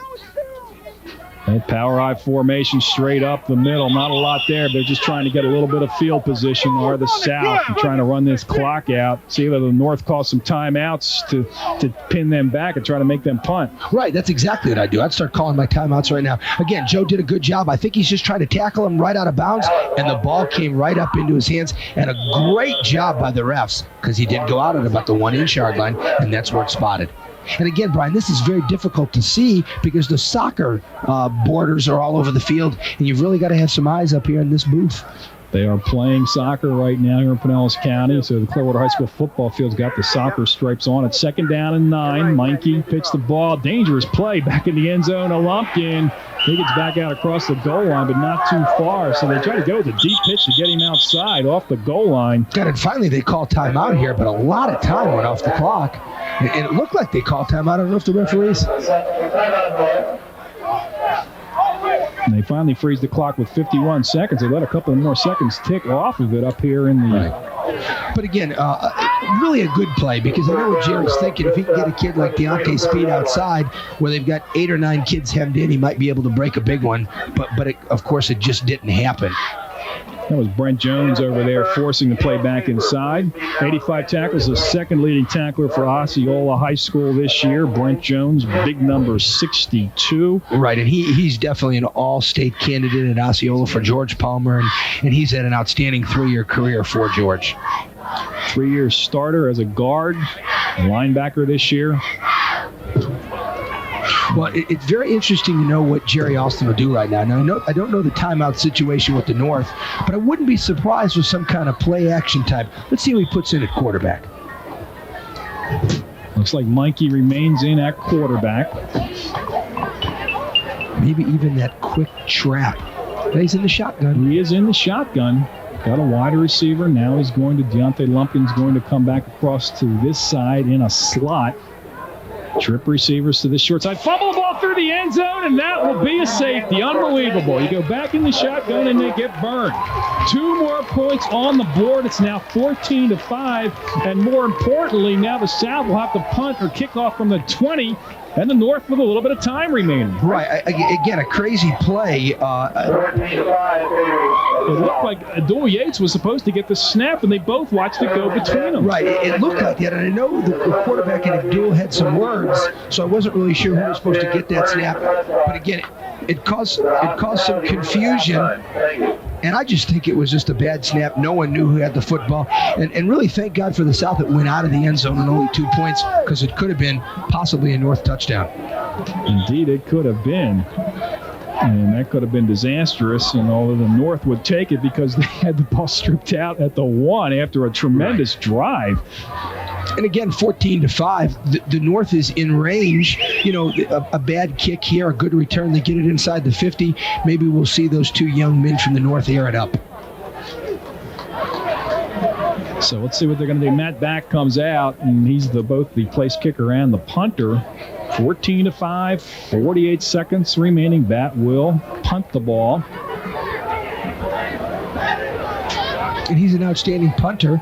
And again, they choose to punt it here because they get that good hang time, and they're able to get the coverage people up underneath them. Now, this is a live football, and they have to know that it's a live football. Jermaine Clements takes it at the 38. He'll try to get outside. He's going to go out of bounds to stop the clock. With 43 seconds remaining. Thought he could have got about 10 more yards, and I think the clock stops on the change of possession like that. Right, but again, I think he probably tried to conserve a timeout or so. Again, we don't know how many timeouts they have, but he got out of bounds. I agree. I think he should have tried to get 8 or 10 more yards and make something happen. I'm not surprised at all that John Davis doesn't go to a trip set and air it out and throw the football, and they need to be able to protect that North offensive line so that the South doesn't get pressure on him. Freeze the quarterback, rolling to the wide side. Firing on the out pattern, complete to James Kirkland, and gets out of bounds at about the 47. Yeah, outstanding pass. Got the first down and stopped the clock. That's the most important thing. And Daniels out of Clearwater was wide open down the middle. Let's see if they go back to something again. You've got an outstanding kicker in Tony Umholtz. He's already boomed one through from about 30 yards, but they want to get 6 here. 37 seconds remaining. They've got to cover 47 yards to get into the end zone. Exactly, but they have a little momentum. They picked up the last 5 points, and if they got a field goal out of this, they'd be within 6 at halftime, and that'd be kind of a moral lift for them going in. Trips to this side. Freeze rolling this way with some time. We'll fire it underneath. Incomplete. He tried to get it to Daniels. Ran 7 seconds off the clock. It'll be 2nd down and 10. Again, he did a nice job, Freeze, getting outside the ends and to try to make something happen. He probably could have chose to run that football, but he decided to get it down the field. 3 for 6 is Brian Freeze for 50 yards and 1 interception. The interception on the first pass he threw, taken back 35 yards by Joe Pierce for the South's 2nd touchdown. And Pierce has had a couple of big plays in that secondary, and it's helped him to this 14-5 lead, the South. He's been outstanding. Trip receivers again to the wide side. Freeze will bring it this way, again with some time. Firing, Kirkland doesn't haul it in and almost intercepted on the deflection by Joe Pierce. Adul Yates was out there, as was Deontay Lumpkin. The 3 players from Dixie defending, but Kirkland just didn't haul it in cleanly. It'll be 3rd down now and 10. Exactly. The ball was a little bit high. Kirkland could have made the catch, and it hit him high on the shoulder pads. And it looked like a little convention of the Dixie Highland Rebel young men. And on that one, James, let the ball get into his pads. You young receivers, catch the ball in your hands. Catch it out in front of you in your hands and pull it into the pads. When it gets into the pads, it's more than likely going to bounce off. Exactly, Brian. You've got to go out and get that football, not wait for the ball to come to you. 3rd down and 10. The ball at the South 47. 23 seconds remaining in the half. The South leads at 14-5. Freeze. Almost hauled in on the opposite side as he was trying to get it to David York. There's a flag, a late flag, and there was a flag thrown at the snap, I believe. Boy, and those are the penalties you can't have. You can't have that type of stuff in this all-star game if you want to have an opportunity to score. And I like what Jerry Austin did. He implicated, looked like a man under and a 2-deep zone, kind of like a prevent type defense. I don't know if he had time to put in a prevent defense in this situation. Late hit on 61. Looked like this. I had illegal participation on the offense. 12 men. It's declined. 4th down. Illegal participation, you heard from Don Carter, is declined. 4th down and 10, 18 seconds remaining. It looks like they might go for it here. And that's a play that just doesn't work. We try to get those 12 people on the field, and those refs catch it every time. Can't understand. Now it doesn't look like the North knows what they want to do with half the team coming off the field. Now they're going back out, and I think they're going to go for it. Freese remains on the field at quarterback. 18 seconds remaining. This is a tough one, though, because you're going to maybe let up a trips and a Big Ben or a Hail Mary. But then remember, if you don't get it answered, you've got Sean King coming back at you with about 10 seconds to go himself. And that back has a good field goal range himself. But, Coach, they took too much time, and they're going to be hit with a delay of game penalty. It's going to be 4th down and 15 now, and the ball back to their 48. Replay 4th down. Now let's see whether they decide to punt here. They are going to punt. Well, you know, Jerry Austin's had luck so far, 2 out of 3 on 4th down, and I guess Bob Stevens did make up his mind. He's going to punt the football. Maybe a fake here? Nah, not with 18 seconds remaining. Could be. 52, Kilgore in, the punter out of Countryside. Big kid, 6'2", 206, averaged about 37 yards every time he punted the ball this year for Bob Stevens and the Countryside Cougars. Right, he does an outstanding job. And then, of course, you got Lumpkin and Pierce back, and they could do some damage, but probably just going to let the ball hit and end the half. Low line drive, no chance at all to return this one as it rolls dead at about the 22. 8 seconds, 7 now to work with as the clock is frozen with 7 seconds, and they maybe try a little Hail Mary deal here and see whether Sean King can air one out. Of course, in high school football, if you get an interference deep, it's only a 15-yard penalty. A timeout has been called by the South. No use taking them into the locker room with you. You might as well call a timeout and talk things over. And Jerry Austin has come out to his offensive huddle to discuss the play right now. Exactly, and this is a game to showcase people. And again, he's got King in the game. We can see Sean King's arm here, throw it up about 60 yards, and let somebody run under it. It's been a good first half of action. 14-5, the South leads it. We'll be talking to Coach Bob Stevens right after the halftime here, and then I'll talk to Jerry Austin when he comes back out on the field for the second half. Get both coaches' observations at halftime. Sean King is the quarterback. He'll go under center. I'm not surprised that they throw it back to the one receiver side right here, the way it's set up. He goes straight back. It is he throws, firing deep, and almost breaking out there was Joe Pierce. He had a step, but that one just overthrown. And that's the final play of the first half with the score of the South 14 and the North 5. We will take a timeout and be back with our halftime show. You're watching the Palms Pinellas All-Star Classic on Vision Cables, Channel 9. Let's stay right here now and go down to head coach Bob Stevens of the North. Okay, thanks, Brian. Down here with Coach Stevens. Coach, unusual number on the board. You got 5 points. Tell me a little about you got down 14-0, but you've come back. Well, we tried to get points every time we went down there. Obviously, we had a strip of the ball down there. I thought that, right now their defense had us confused a little bit, and we got a little tired there and got a little confused at the end. The field goal, we're going to go for a field goal or obviously a touchdown, but 2's not quite as good as 3, but it's all right. How about the difficulty of different players working each other in real game for the first time? Yeah, we noticed that we had one injury over here, and he's been on a number of teams, so a number of other kids have to pick up for him. But on the whole, they're doing real well. We're really pleased. You guys going to be back in the second half? Oh yeah, we're coming out. We'll be all right. Okay, thanks, Coach. Good luck. Thanks. And we'll be back with our halftime festivities after this.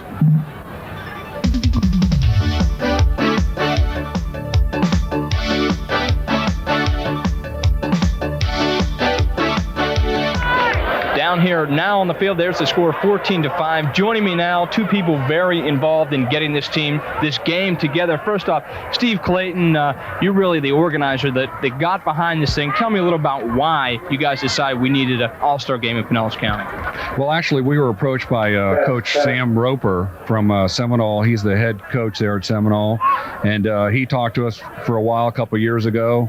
Our trainers and our physical therapists work with the athletes out there every day, and it just occurred to all of us. Sam's dream was to say, let's get some exposure for these kids. A lot of these kids haven't been able to get the kind of exposure in this county that you might otherwise, where other folks have all-star games.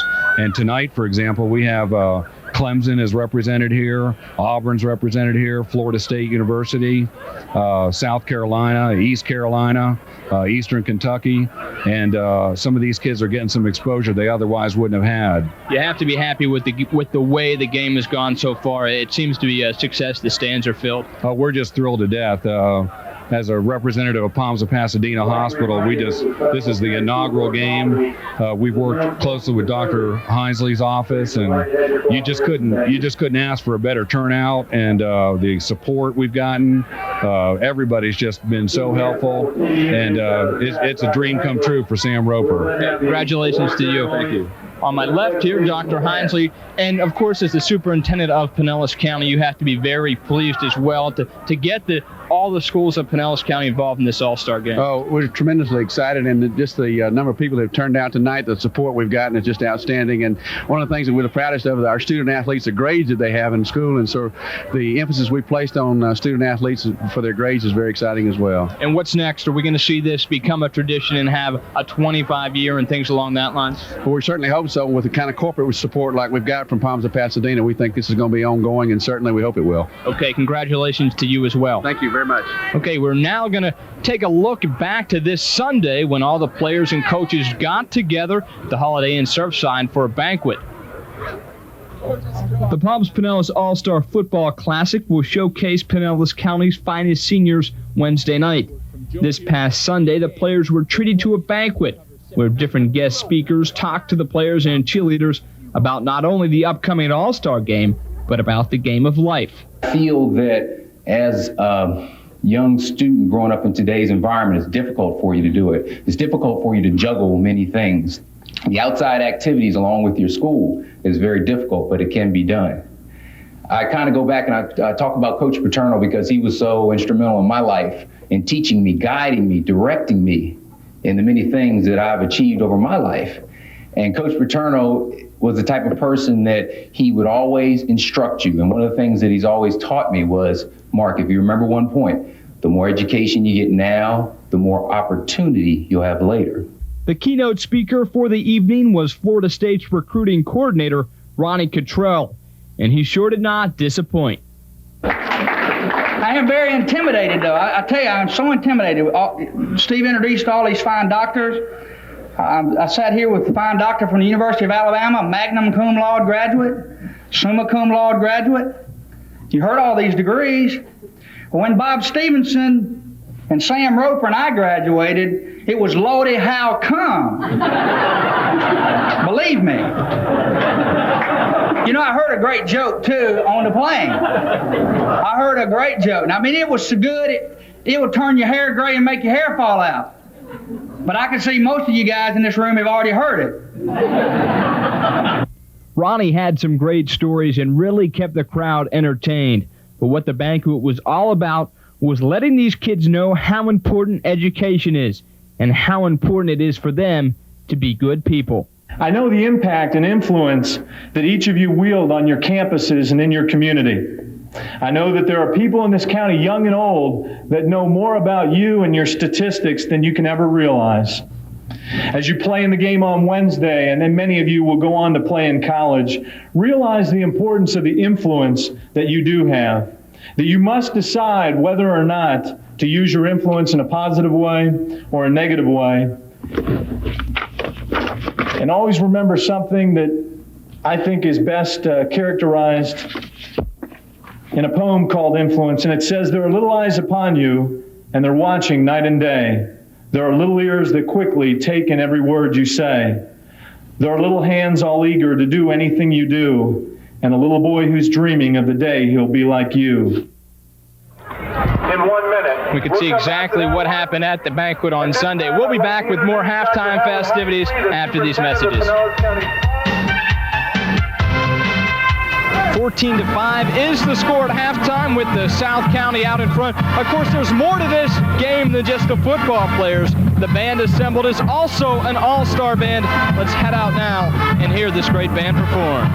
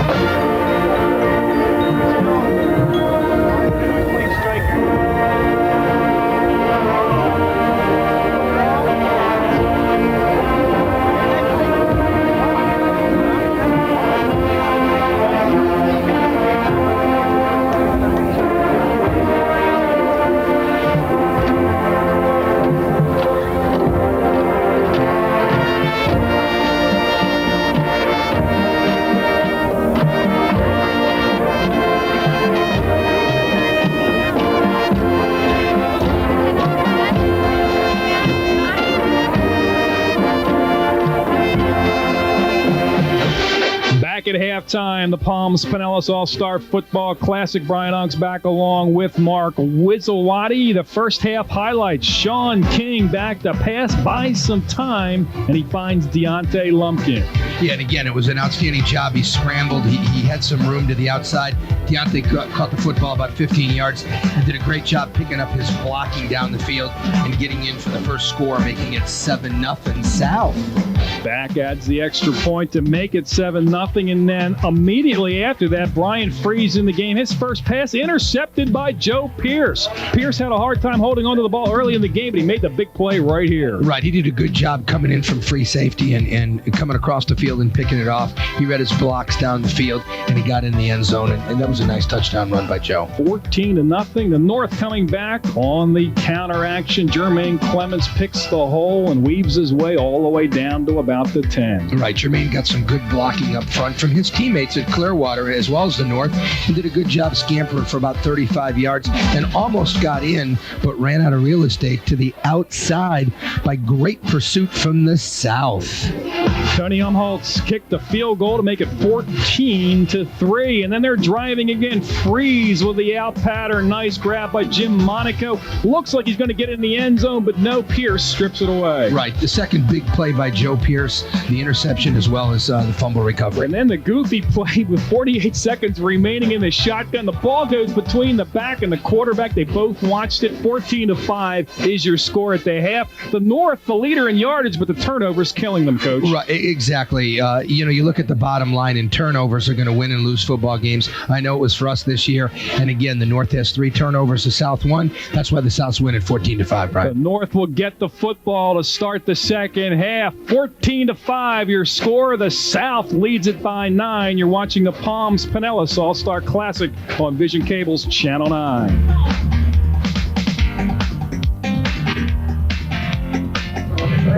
14-5 is the score. With me now, the coach that's on the winning side of the scoreboard, Coach Austin, scored 2 quick touchdowns. What do you look for in the second half?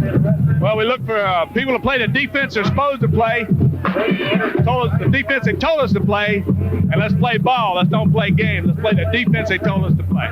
Okay, thank you, Coach. Let's bring Joe Pierce in here now. Joe, come on in here. Joe Pierce, of course, in the first half, responsible for one of those touchdowns. Joe, tell me a little about it. You picked it up. All I did is listen to my coach. I dropped back, looked the ball in, and just ran it. And nice block by Jet. I followed his lead. Okay, Joe. One thing for you, Coach. First time you've played for someone other than Coach Wiz, what's that been like? Oh, it's been a good experience. Mr. Austin, he's real good. He's not that physical like Coach Wiz, but he get the job done. Okay, congratulations. Go get him in the second half. Deontay Lumpkin coming in, also responsible for a touchdown in the first half. Tell me a little bit about the touchdowns, and it was a nice run you had. Well, Coach wanted to call a play action and seeing everybody on flood the one side of the field. And when we seen the linebacker stepped over, I was supposed to be on one side of the field, so I cut back. And then Sean saw me, he rolled out, threw me the ball, I caught it, made a couple of moves, and got in the end zone. Okay, up 14-5. Now, what do you think? Obviously, in the second half, they're going to come out and try to come back in this game. Yeah, second half, they're going to come out and try to power the ball, throw the ball a little bit. But we just got to step up like we did the first half, shut them down, get them out, get our offense on, and let's go again. Same question that I asked Joe. First time probably in your career you've played for someone other than Coach Wizzawati. What's that experience been like? It's a crazy experience. Wiz like to animate all up and down the field. Coach Austin, he's a calm coach. He like to get his offense out there, power the ball, and get points on the board. Okay, good luck in the second half. And we'll be back with second half action after this.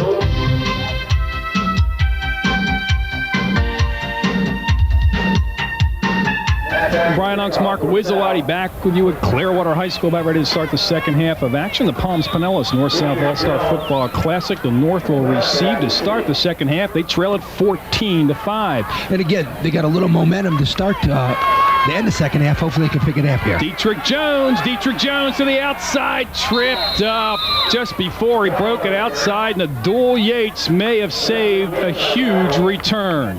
Right, nice job. Again, the North has been forming walls on their kickoff and punt formations, and they got a little wall to the outside, and he got up to the 33-yard line. And we'll see if they can pick up any momentum that they left. I found Jerry Austin's halftime interview rather amusing. He's talking about the other guys not playing the defense and blitzing. Well, I saw Abdul Yates in the backfield on a passing play from safety, pressuring the quarterback. So I think it's going both ways, Coach. 1st and 10 from the 32, straight up the middle. Good hard running for a gain of about 5. Right, a good job, good blocking up front. And again, the North needs to establish the line of scrimmage that they had late in the first half and put some early points on the board here to get back into the ballgame. That was Clemens who picked up 5. Clemens picked up 59 yards on 6 carries in the first half. Hank Murray had 28 yards on 4 carries. You see Greg Jones 2 for 5 for only 7 yards. Their leading receivers were Deontay Lumpkin, 4 for 60 yards for the South, and Jim Monaco, 2 for 37 yards for the North. 2nd down and 5, right side, nothing at all there. Bottle up, good pressure defensively. Weaver was there. He had help from Antoine Boyd and also Scriven. Right, they did a nice job on the South defensive front. They're in a pro-style offense, and he just tried to run it right at you like a 24 dive, and there was no hole to be found. I think they need to power the ball a little bit more with Brown and try to get outside with Hank Murray. Otis Scriven, outstanding linebacker. He is quick to that hole. 3rd down and 4. They gave him a yard. Justin Brown, the fullback. Clements, the tailback in the I formation. Receiver to either side. Quarterback Jones, straight back, quick out to York. York has the first down out across the 45. They'll spot it at the 47. Right, outstanding throw right there by Jones and a nice catch by York. He was able to get the first down and move the flags. And that's what the North has to do right now. He had time. He had ample time to set his feet. And David York out of Northside Christian, who's made a number of catches for that school, made a big one there to move the chains. He was one of the leading receivers for a long time this year in the state. 5'11", 160 out of Northside Christian, wearing number 7. Wide slot to the left. Backs in the I formation behind Jones. Counter action, Hank Murray. Hank Murray picks up about 4. Tackle made by Todrick Jenkins out of St. Petersburg High. Todrick, 6'1", 170, a wide receiver and a defensive back, had 4 interceptions this year. Right, and again, a little bit of the play action froze him a little bit. It was that trap draw. They're able to get 3-4 yards. And again, that's a good play call. When you're 2nd and 6, Jerry Austin's not really sure what they're going to be able to run or throw on this down.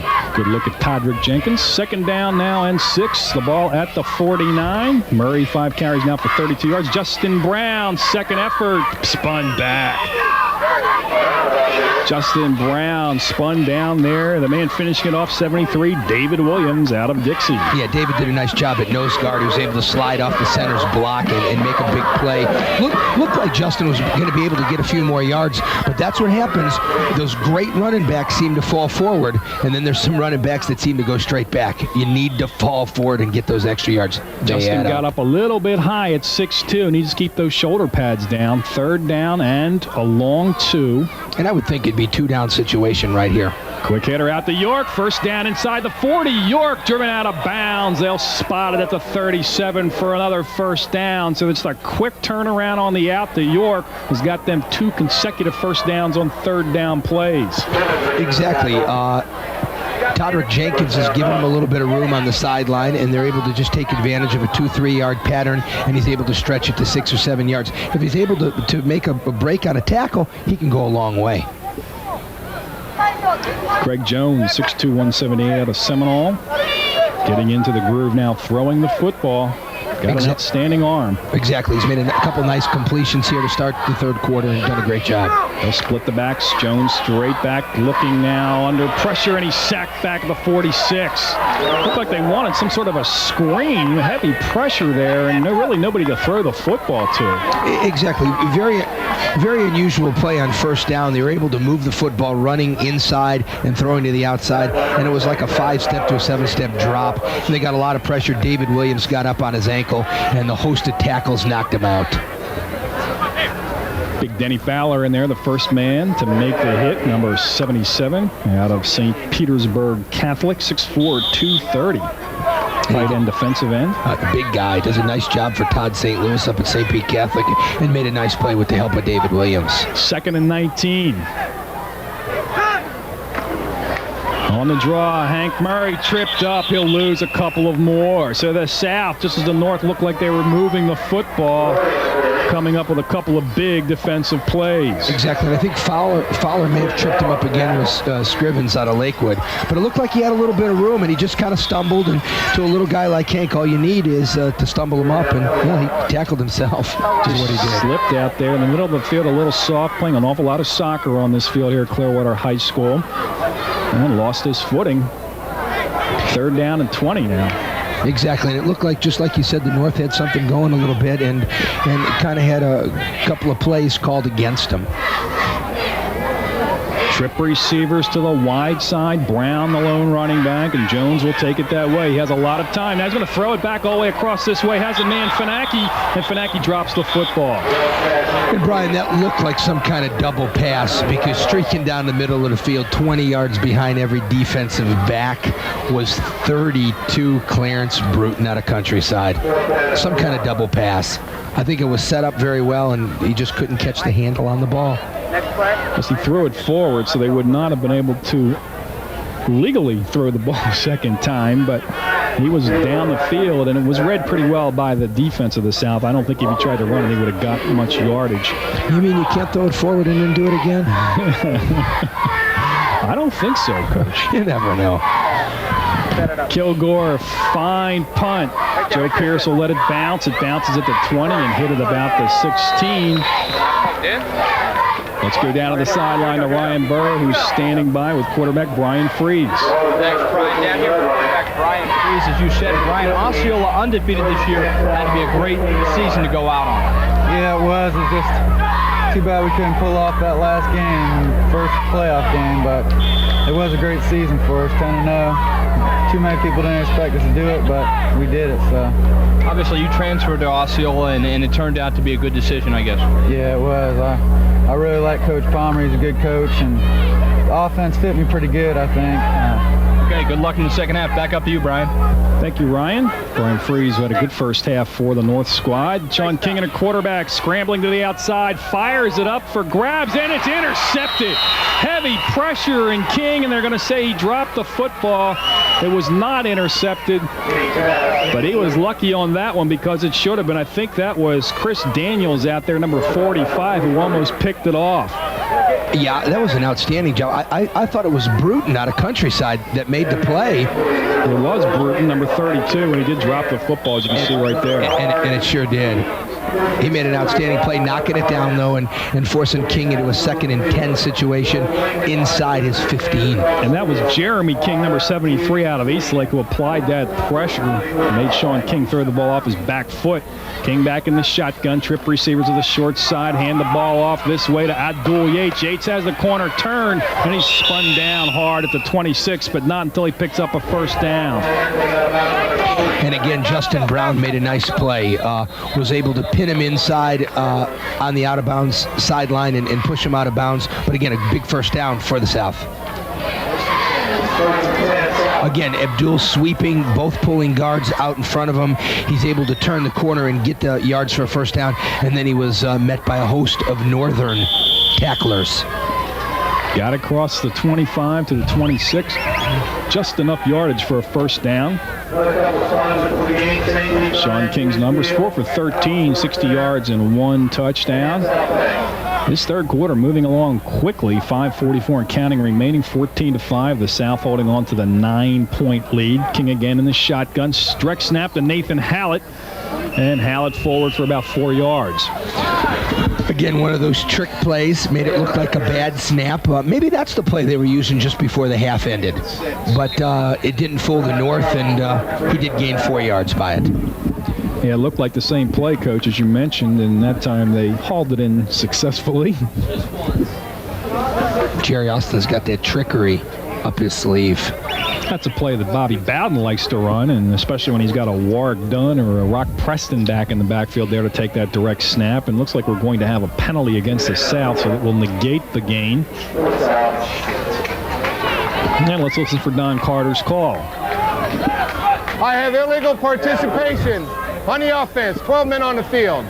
That's happened three times this evening, twice now for the South and once from the North. And again, an all-star game, they only have about a week to prepare, and you see Coach Austin saying, what's going on? Right, and sometimes that's very difficult because you've got kids playing both ways and maybe some unfamiliar territories and positions, and all of a sudden you're caught with 12 people on the field, and it's like, are you supposed to be there? I'm not sure, let's try it, and they got caught 3 times. That's pretty good defense when you have 12 guys and you only give up a 4-yard gain, though. Yeah, they'd like that done every time. First down and 22. Straight back is King with time. Post pattern, caught. Good convergence from the secondary by Kirkland to keep number 21, Deion Jackson, for breaking it for bigger yardage. Boy, he did a nice job on that. He ran a little bit of an inside slant pattern. He got position on the D-back, and King strung it right in there. Jackson made a nice catch before he was bounced out of the secondary. James Kirkland, a fine cornerback, 6', 171. Also a wide receiver. Good speed. Finished second in the state in the 300-meter hurdles last year. Right, he's an outstanding player for George Palmer. Second down and 15. King again out of the shotgun. Under late pressure. Lofts it up and overthrown. He's trying to get it out to Seth Wooten out of Lakewood, the tight end. Right. Again, the North has done a good job at covering pretty much man-up zone. They're able to stay pretty much in order up and down the field, and they had some pressure. 81 for the North. Brian Walden from Eastlake, we've called his name a number of times, put a lot of pressure and put King down extremely hard. Sean King wearing that hooded sweatshirt there underneath his jersey. You got to tuck that hood in. If somebody grabs that gives him a little extra room to pull him down and tackle him. Sean must be a little chilly. It's not a warm evening here in Clearwater. It's not overly cold. Oh, but beautiful weather for football in the month of December. Football weather. Third down and 15. King over the middle. Intercepted by Dietrich Jones. Jones with a lot of speed down the right sideline. Cuts it back inside the 20, and he's driven down at the 17. And Dietrich did an outstanding job. He stayed in at his free safety. He waited for things to happen, and he was able to pick it off. Again, the Northern secondary is doing an outstanding job of covering man-to-man right now. They're within 1 or 2 yards of their men. A little pressure by Walden, and again, nice interception by Dietrich Jones out of Bob Stevens Countryside High School. 18-yard return. Let's go back down to the sideline to Ryan Burr. Thanks, Brian. Joining me now, Hank Murray. Hank, of course, you came out of the game with an injury to the knee and ankle. Just tell me, how are you feeling right now? Right now, it kind of hurts a little bit, but when I get in the game, I'm feeling I just try to run as hard as I can. Obviously, you had another great year. You missed a couple games because of that injury. And Hank's going to go into the game now, so as easy as they come to us, they go from us. So, Brian, back up to you. Hank up. Jermaine Clements there with the carry. Lost a yard at second down and 11, and Hank immediately back in the game at tailback. Clemens will check back in. Let's see if they go with 2 tailbacks. They will on second down and long. Right, and again, you're in a 3-down situation here. They need to put some points up on the board, and this is crucial for the North to score. We've got a defensive injury now on the South. We have an official's timeout. Looks like somebody's cramping up. That's number 60, Otis Scriven, the outstanding linebacker. He's been very active, and even though it's a little cooler this evening, still those cramps can be a problem when you run as much as Scriven. 3:18 remaining in the third quarter. It's been a scoreless third quarter, 14-5. The South leads it by 9. You're watching the Palms Pinellas All-Star Classic on Vision Cable's Channel 9. Otis Scriven being helped off the field. It looked like he cramped up. He's trying to work it out. And still not walking off comfortably. Jones, the quarterback, on second down and 11. But a big play by Dedrick Jones is setting this up.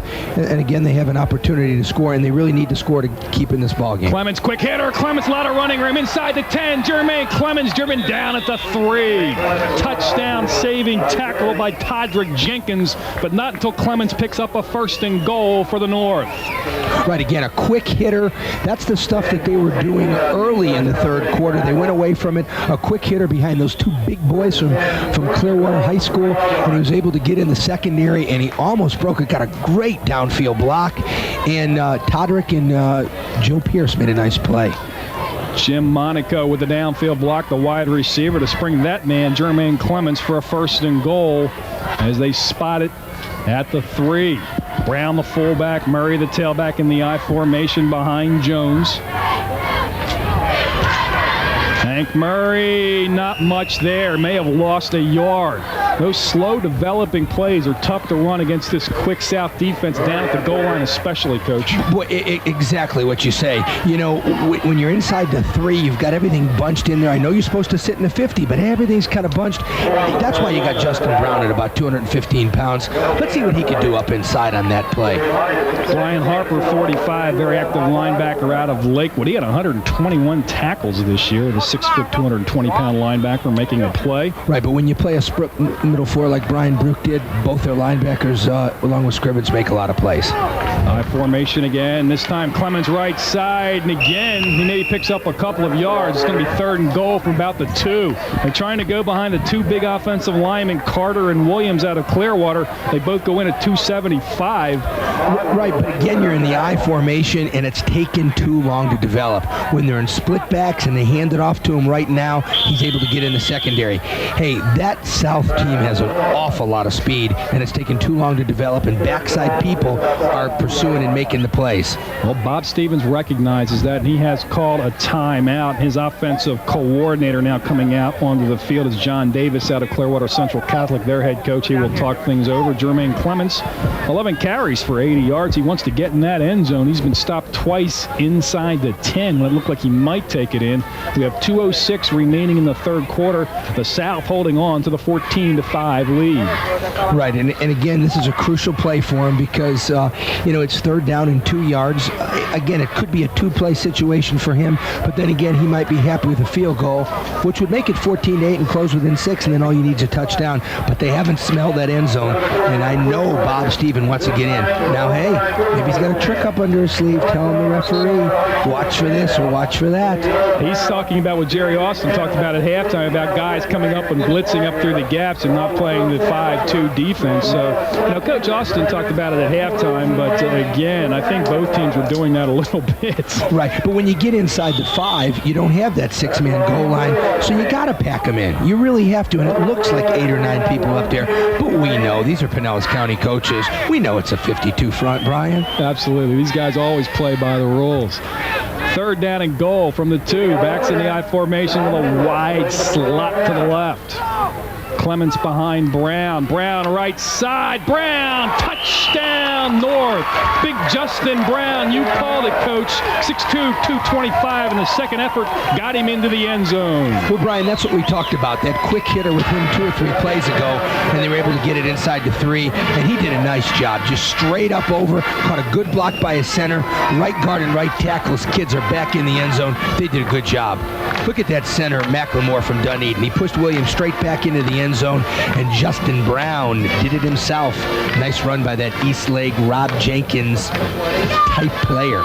He's had some big fullbacks at East Lake, and certainly Brown, one of the best he's ever had. Also an outstanding defensive player. That's probably going to be his side of the football in college. York is the holder. Umholtz, the kick is up, and it is through. We have 2:03 remaining in the 3rd quarter. The North strikes first in this quarter. They now trail it by 2. You're watching the Palms Pinellas All-Star Classic on Vision Cable's Channel 9. Brian Unks, Mark Wizzelati back with you at Jack White Stadium at Clearwater High School. The North back to within 2 at 14-12 with 2:03 remaining in the 3rd quarter in the 1st annual Palms Pinellas All-Star Classic. Twin deep men Joe Pierce and Deontay Lumpkin for the South, awaiting the kickoff of Tony Umholtz out of Osceola. And I think, Brian, we got us a ball game here, 14-12, all set up by Dedrick Jones, interception off a Sean King pass. Short kick, Pierce hauls it in at the 10. Pierce breaks it back across the middle and spun down at about the 27. Downfield tackle made by Brent Jones, the linebacker from Osceola. That scoring drive covered 17 yards after the interception by Dietrich Jones. 5 plays, 2:09 off the clock, capped off by the 2-yard touchdown run on 3rd down with Justin Brown. Let's go down to Justin with Ryan Burr. Thanks again, Brian, with the guy who just scored the touchdown to get the North back in this ball game. What do you think, Justin? I give credit to the offensive line. Did a super job on that hole for me. Whatever, right guard, right tackle, Gave a little second effort, got me in it. Back up to you, Brian. We'll stay with Justin. Come down after this play. Sean King in the shotgun on the draws. Nathan Hallett. Hallett will cut it back. Looked like he had some room to the outside. He cuts it back, though. North-south running, picks up about 3. Right, Hallett did a nice job, though. Let's go back down to Ryan Burr with Justin Brown. Okay, back with Justin Brown. Justin, a great year for you both offensively and defensively at East Lake. Tell me a little about what your plans are now as far as to go to college. Do you want to play offense or defense? It really doesn't matter to me. I like them both. I just want to go somewhere I can play by my sophomore year. I mean, I don't care if I get redshirted, but redshirt freshman year I can handle, but I got to play by my sophomore year, so I'm going to look at. There you have it. A guy wants to go where he can play. Back up to you, Brian. Thank you very much, and I think there's a lot of places that he can play, Coach. Outstanding player. Sean King, play action, has a man wide open, stripped away, and they'll call it incomplete. He got it out there to Seth Wooten out of Lakewood, but a fine close in the secondary, stripping it away for the North.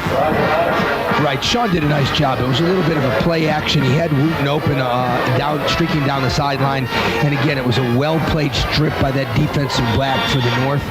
Outstanding job. Robbie Robinson pulls the right hand through there. My old partner Ricky Reynolds, now with the New England Patriots, would have been proud of that defense. Oh yeah, great play. You know, he gave up a little size.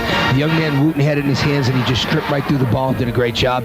And again, if the South doesn't get a first down in here, North has got a lot of momentum going their way. 3rd and 8. King under pressure. Gets out of a tackle, buying some time, steps up, throws it deep, and it'll be overthrown as he tried to get it out to Todrick Jenkins. There is a flag, and we may have a roughing the passer call against the North. That's tough. Maybe a roughing the passer or some kind of hold. It was a very slow developing play.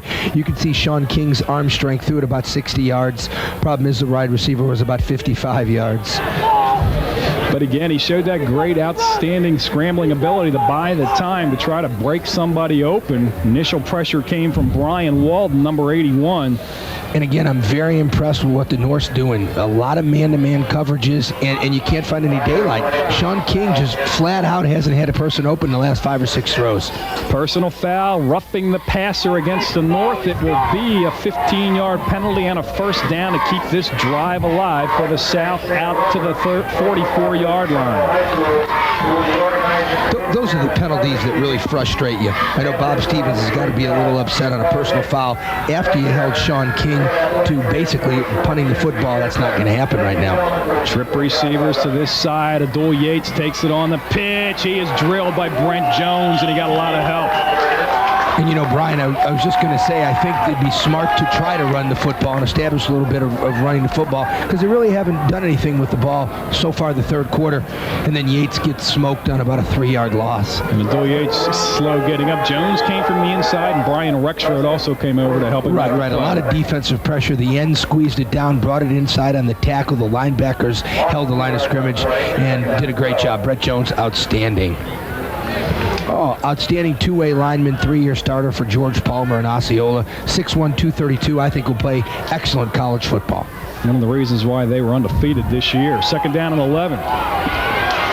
King stepping up, broken up, trying to get it to Deontay Lumpkin. That looked like Brian Wilson out there on the defensive play. Wilson, the safety, has been very active in the secondary. Exactly, and I almost thought that play started after the clock ran out. I thought I saw all double zeros, but I guess not.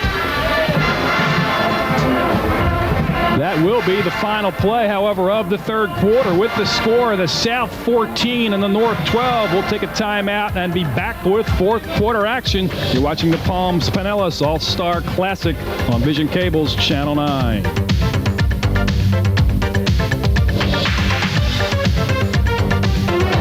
14-12, the South leads it to start the 4th quarter. Brian Unk's back along with Mark Wizzlewady, the 1st annual Palms Pinellas All-Star Classic from Clearwater High. 3rd down and 11 for the South. A big play right here. Well, it is. You know, the North has all the momentum right now, and the South needs a first down. They need to move the chains going. King with time. Now he'll be sacked. Double teamed coming up the middle. 56, Carl Jones, the nose guard. He had some help from John Finecki, the defensive end out of Largo. That was an outstanding play. He had some time early, and both defensive ends, along with the tackle, squeezed it down. And outstanding defensive line play by the North. King took a shot on that one. Carl Jones was being held. They almost ripped his jersey off and pulled him down, and he still fought it off and made the sack. And now you see him, they're stretching out. He's got a cramp on the sideline. What an effort. Right, exactly. And I like the way the refs are calling this a little bit, too. You know, a little bit of holding. This is an all-star game. Showcase that defensive and offensive skill. I Let like the it. kids play. Exactly. Matt back. Short punt. Short punt, end over end, and it'll move backwards. And that punt's going to lose yardage. That's unbelievable. That punt is for -1 yard. End over end punt, bounced backwards about 10 yards. And we have a special message from the cheerleaders.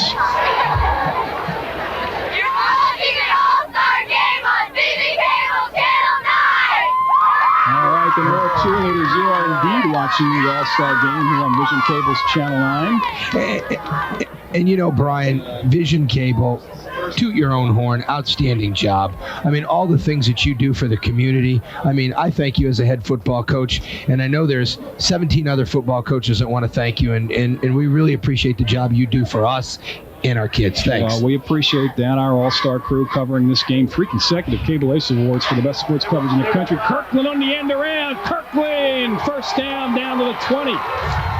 Almost a Statue of Liberty type play. Fake the ball up the middle, the delay, and Kirkland coming around showing that speed, picks up 12. Well, again, a nice first down. Very slow-moving play. You know, the end needed to bottle that up inside. The end got sucked up inside. The corner was back running with a wide receiver on his route, and he was able to do a nice job getting a first down. And the North has all the momentum. I know they've had some turnovers, but Bob Stevens has got them going in the correct edition right now with less than 11 minutes to go in this game. First and 10 from the 20 for the North. Backs in the I formation off the left side. Not much there. It looked like Clemens, who was lined up at fullback. They've moved him into fullback. Now that Terrell Jackson really hasn't gotten back in the game after he was injured earlier. No, not at all. But again, I like the play, though. The quick hitter type stuff. They've had more success going to the right under the big boys right there. But they went back to the left, kept them honest. And I think Bob's got a couple things up under his sleeve. Second down and 9. Coach Bob Stevens and the offensive coordinator John Davis, who's the head coach at Clearwater Central Catholic.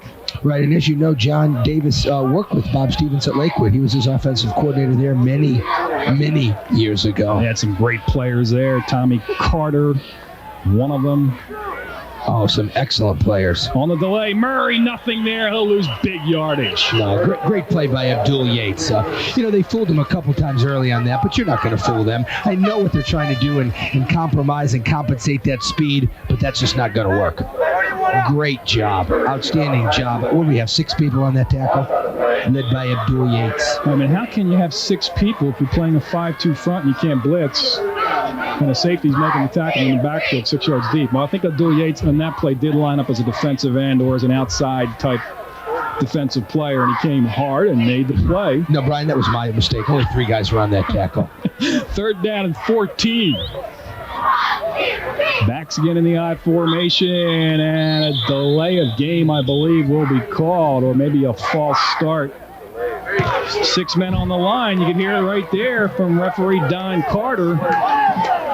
Jerry Austin was complaining at halftime about the North doing that. And again, Abdul Yates making that last stop 5-6 yards deep in the backfield, and he's supposed to be a safety. Well, again, you need to play in the 52 scheme. All the all-star games are basically like that in the state of Florida. We're talking about the Florida-Georgia, the North-South, as well as this one. And the referee warned him. They said, don't do it again. And of course, Jerry Austin's over on the sideline. His defense, I don't know, Coach, that he's instructing them to do that. It's just the kids are anxious and they're coming up the field and they see something and they're going after it. It's hard for the coaches on the sideline to control that all the time. Well, Jerry's going to call a timeout and come out and talk to Don Carter. He does not like what he's heard. And you got to remember that we have a ton of different schemes throughout this county, and no one sits in a base 50. They're able to move people around because that's a lot of our strength. I know at Dixie Hollins it is. And Jerry's a little upset right now. You know, he's a veteran coach. He's the veteran here in Pinellas County, one of the most winning coaches throughout the state of Florida, someone that I worked with in my early career, and he wants to know what's going on. Total yards, it's been all the North, but again, the 3 turnovers in the first half. Right, and again, one of the turnovers directly to a South touchdown. The other one negated a touchdown by the North. So, but again, 14-12, look what's on the scoreboard, the South, and there's 9 minutes to go. But this is going to be an interesting play because it's like 3rd and 14, and I thought, Brian, they were in field goal range. Well, I don't know if they are now. Umholtz is an outstanding kicker. This would be about a 42-yarder, but it is a little bit of a soft turf because of all the soccer that's been played out here recently. And I don't know if he's going to be able to get the kind of footing he's going to need to really drill one from 42 or 43 yards away. Important for them to pick up at least 5 yards here, Coach. Exactly, but they were just penalized, I think, that 5 yards. So that kind of hurt them. But you're right. I'm not surprised at all to see some kind of quick hitter. But when they're in the eye, they've been subject to run off tackle or throw the football. Let's see what they do. 3rd and 15, the delay, fake play action now. Here comes Jones. They open in the flat as Brown. He dropped it. He had it at the 19. He probably wouldn't have had a first down, but he might have been able to get down to about the 15. And he just didn't quite look that one in. Well, exactly. Beautiful, beautiful play action right there. And he had a person open. The guard did a great job of blocking the end. And again, I think Brown just lost a little bit of concentration and missed the football. Like you said, he would have got a first down, but surely would have made Umholtz's field goal a little easier. Umholtz was kicking them from 50 yards away in the pregame. This will be a 42-yarder. Not much of an angle, pretty much straight away. Holder is David York. And that South team is coming. Kick is up. It'll be short. And wide to the right. It had the distance, but it was wide to the right. That was a good hold by York. That ball got back there in a hurry. It was a little high, but Umholtz couldn't quite put it through the uprights. 8:52 remaining in the fourth quarter. The South still leads at 14-12. You can see Umholtz a little bit upset, but we'll take a timeout and be back with the rest of the fourth quarter action. You're watching the Palms Pinellas All-Star Classic on Vision Cable's Channel 9.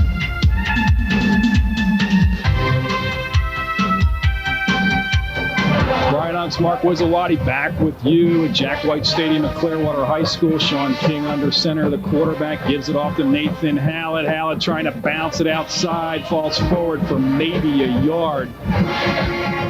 And again, it looks like right now the South just wants to establish a couple first downs here, get the clock going in a positive way toward them. And I don't know if he wants to hang on to a 2-point lead. He knows he needs to score right now because the North has been threatening. Nick Haddon out of Largo made that defensive play, number 80.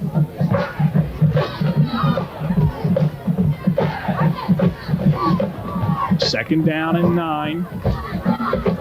Abdul Yates now in, the lone back for the North next to Sean King, or the South make that next to Sean King in the shotgun.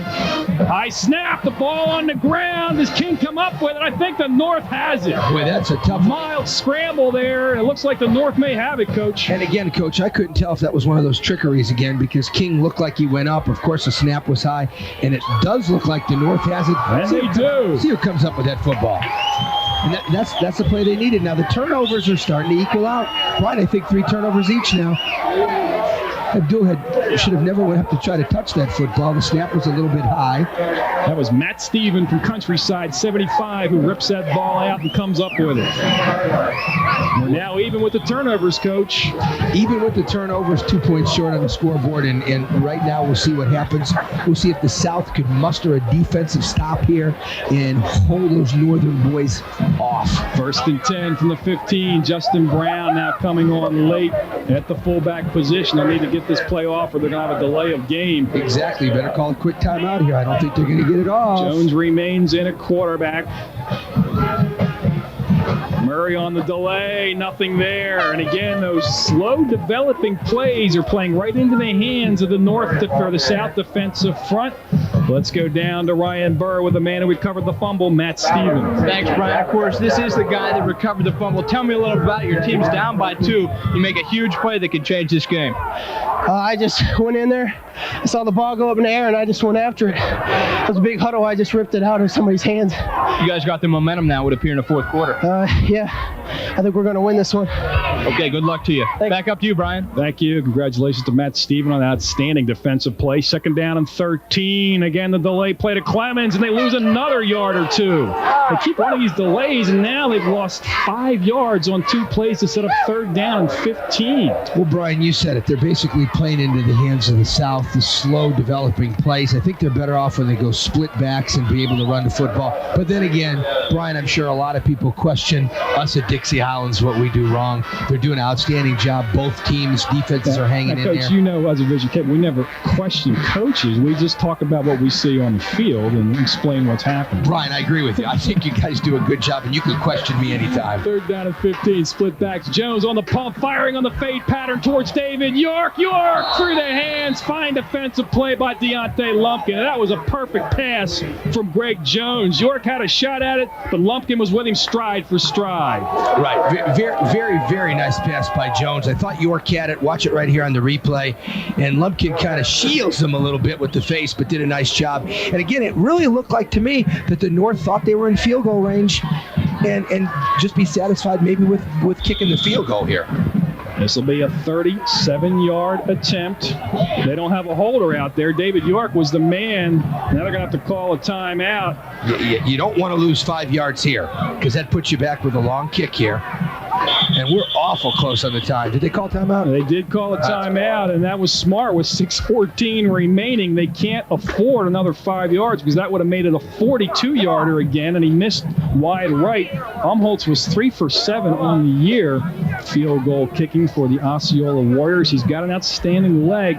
This will be about a 36, 37. We'll call it 37-yarder. Right, and Brian, he was kicking some 50-yarders before the game and really had some good distance on that 42-yarder and just hit it to the right. So basically, he's almost the same position. He should look at it, and I'm not at all surprised if he drills this one and make it a 15-14 game, and then maybe Coach Austin will air it out and see what they can do. This is a big one. 4th down and 15. The ball right on the 20. That's a little bit of a tough angle. It's a right to left kick. Tough kick for a high school kicker.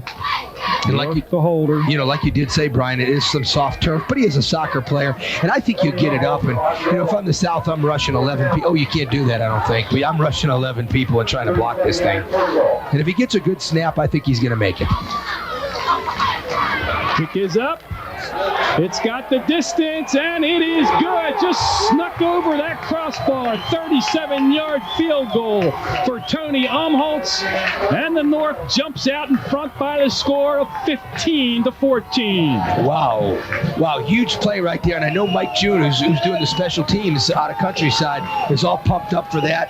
And they needed 37 yards, and they got it. Very good job on calling that timeout because he would have not made it from 42 yards. Indeed, he wouldn't. 6:09 remaining. The North leads it by 1. You're watching the Palms Pinellas All-Star Football Classic on Vision Cable's Channel 9.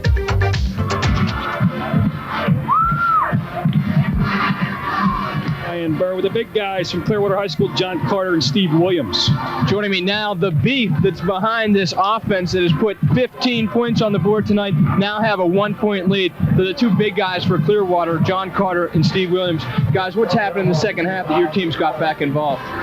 Well, our coach decided that we were going to run the ball at them more and just control the line of scrimmage, and that's what we've done this half. John, of course, you now have a 1-point lead. What do you expect for the rest of this game? I expect the defense just take over and hit them hard, take it to them. Okay, there you have it. Back up to you, Brian. Well, speaking about hitting hard, Deontay Lumpkin was popped when he got out to the 20. Good downfield coverage by Brian Walden. That's a defensive end downfield making a tackle at the 20. Right, he is an outstanding football player for Rob Jenkins, and he's all over the field. He had, I swear, 17 or 18 tackles in the first game that we played against them. And what is it, 71 total tackles?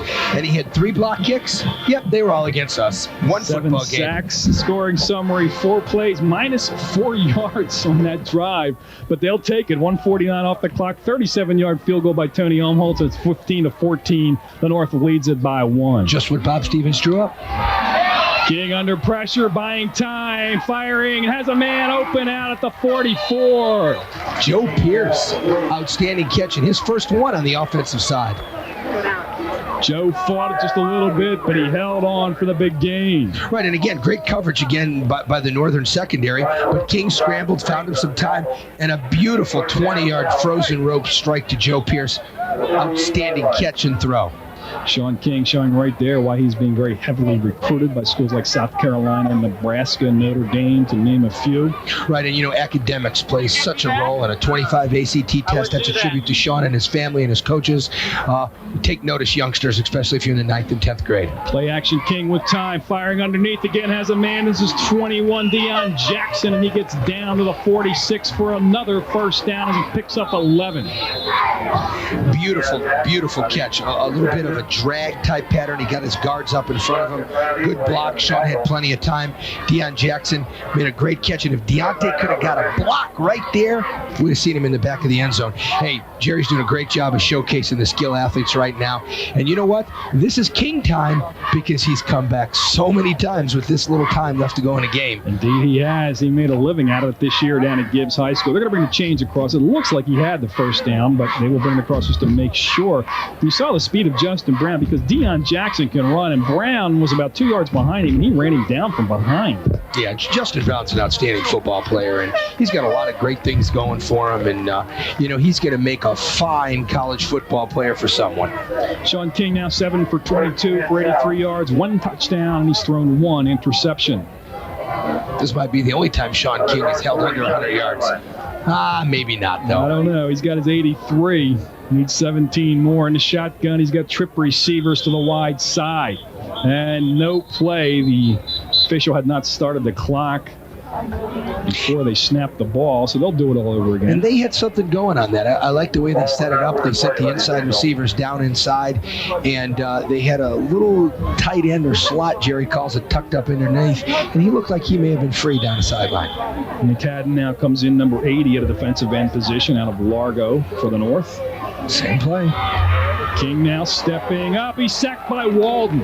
Walden just swiping with the right arm, tripped him up as he tried to step up in the pocket. And Walden's had countless amount of great tackles so far today. And again, it looked like they tried to do the same route, kind of a wheel route to the outside. And again, great coverage by the Northern secondary people and Brian Walden. I bet he's got 7-8 tackles just today. Outstanding football player, and Eastlake had one of the best defensive fronts. I know you've played against in a long time this year. 2 times. We didn't want to play him a second time. We feel real fortunate to get him twice. 2nd down and 13. King straight back with time this time. Now he's running out of time, firing down that right sideline. Caught! Great ball adjustment by Seth Wooten out of Lakewood, number 44, and he hauls it into the 19. Boy, that was an outstanding job. That looked like almost a little mini Hail Mary because they had about 3 receivers in that one area, and Wooten did an outstanding job. It looked like the ball was going to be overthrown, and he just leaped up and did a great job, and especially keeping the feet in bounds. Great job by Lakewood's Seth Wooten. King now really turning it up a notch, getting his team down the field in a hurry. They trail it by 1 with 4:27 and counting remaining in this All-Star Classic. He's in the shotgun with Abdul Yates next to him, trip receivers to the wide side. Abdul Yates on the sweep to the outside, has the corner turned inside the 15, driven out of bounds at the 10. And Brian, that's been an outstanding play for the South. I think they've run it about 4 times with 3 different backs, and they've had some success in getting anywhere from 8 to 12 yards on it. And Yates was no exception. Got the guards out in front of him and did a nice job. Kirkland and Daniels finally making the play, but not until Abdul Yates has a 1st and goal. They'll spot him at the 9. Abdul Yates always has a dirty uniform. He played safety. He played some linebacker for you. He played fullback. He just did it all. He sure did. And we could have asked Abdul to be the center or the guard. He would have done it. He wanted to sell hot dogs at halftime, but we needed him in the locker room. Hard-nosed football player. 1st and goal. Nathan Hallett hitting the backfield and stuffed. Coming through there hard was Carl Jones, the nose guard out of Osceola. Boy, and that young man has had 2 outstanding defensive plays. He sacked King mid-3rd quarter, and then he made a great play right there, holding Hallett to a -2. Joel Yates has 5 carries for 30 yards, 6 yards a carry. Not too bad for a fullback. And, you know, that's right about his average. You know, he ran for about a 6-yard, 5-yard average for us this year and, you know, didn't carry it as much, though. Second down and goal. Yates back in the backfield. He'll take it off the right side, wedging forward, bouncing it outside and driven out of bounds. No, he's in for the touchdown. What an effort by Abdul Yates. It looked like they had him at the 8, bounced it outside, tightrope the sideline to take it in for a South touchdown. Boy, and what an outstanding run. You know, that was hemmed up.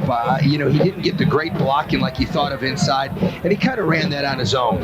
He did a good job squeezing to the outside. And hey, Dixie Hollins just hit the trifecta. Lumpkin, Pierce, and now Yates. Oh, we can't talk about trifectas here, can we? I don't know, Coach. I think these guys must have a great coach and coaching staff. I think it's the coaching staff, I think, right? It's definitely not me. The coaching staff at Dixie Hollins High School.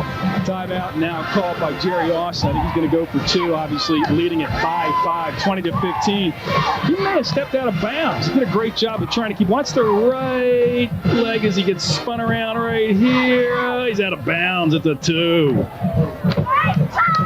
Now, but see, that was the swim lessons that he learned this summer with the gymnastics course that he took. I didn't see him step out of bounds. That right foot was on the sideline at about the 2. But what an effort by Abdul Yates. He gets into the end zone, and it's 20-15. The South now leading it by 5. 3:26 remaining. Still plenty of time for the North. So this 2-point conversion is very big right now for the South. You know, it is, and I'm interested to see what formation, because I look for some kind of quick hitter or kind of a trap or a play action type pass from out of King. And it is a big one because, you know, you'd rather be up by 7 than 5. There is Coach Jerry Austin, the most winningest coach in Pinellas County, and he's done a great job, you know, in just 8 days developing this team, and he and his coaching staff, outstanding job. Power I, no wide receivers. Mag King will be hitting the backfield and dumped. Good defensive pressure. Justin Brown, Carl Jones, and Brent Jones in there to make the stop. And that play never had a chance to develop. No, and again, they've run from the power I a couple of times, and it almost looked like he should have pitched the football. I was looking for some kind of option pitch. 3:26 remaining in the game. The South leads it by 5. You're watching the Palms Pinellas All-Star Football Classic on Vision Cable's Channel 9. Brian Unk's back along with Mark Wizawati. 3:26 remaining in the inaugural Palms Pinellas All-Star Football Classic. The South leads the North by the score of 20-15. Matt back getting set to kick deep to Jermaine Clemens and Dietrich Jones. And you know, Brian, I think we've seen a heck of a football game, and it's a tribute to the Palms of Pasadena and Sam Roper, who's worked very hard to organize this stuff. I know he's been talking about it for many years because of all the All-Star games he's seen throughout the state, and a tribute to them and Palms of Pasadena and Sam and Vision Cable and everyone else who's had the great insight in this game.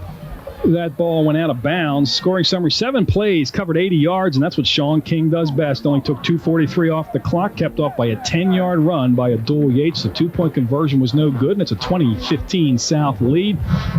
For Sam Roper, this was his brainchild. He worked hard to talk a lot of people into helping, and the Palms of Pasadena people did a great job providing the financial support, and Paul Hicks and his gang, outstanding job. Roy Hines from the Fellowship of Christian Athletes, an outstanding job. Don Bates from Allen Sporting Goods, tremendous job. It did the entire committee, too many to mention, but just this for an inaugural game. And I talked to one of the coaches from Purdue. He said this was one of the best games he's ever seen. This is the first year, and there's some games going on for years. He said with the bands and everything and the coordination, the great banquet the other night, what a job everyone's done. Right, outstanding, and just not for football. The cheerleaders getting organized, the band, the sponsors, you know, packing these people in the seats here. What do we look like, 1,500 maybe? Good crowd here on a Wednesday evening, Clearwater High School. Probably at least 1,500. Freeze now in a quarterback. Will roll it right. His team trails it by 5. Has a man, and it is intercepted or incomplete. I think they're going to call that an interception. And they do. They will give it. I think that was Abdul Yates coming up with the big play. Freeze had a man underneath, but he tried to get it a little bit deeper, and it was picked off. Let's take another look at it. Well, I tell you, Freeze got outside the contain. I thought he should have tried to run the football, and he tried to squeeze it in there. We'll never know. We'll never know. But, Al Davis is signaling, so we got to go with Al. What an effort by Abdul Yates. Abdul Yates, number 3, coming up with the interception for the South. 3:04 and counting remaining. Sean King remains in at quarterback. The lone back is Nathan Hallett.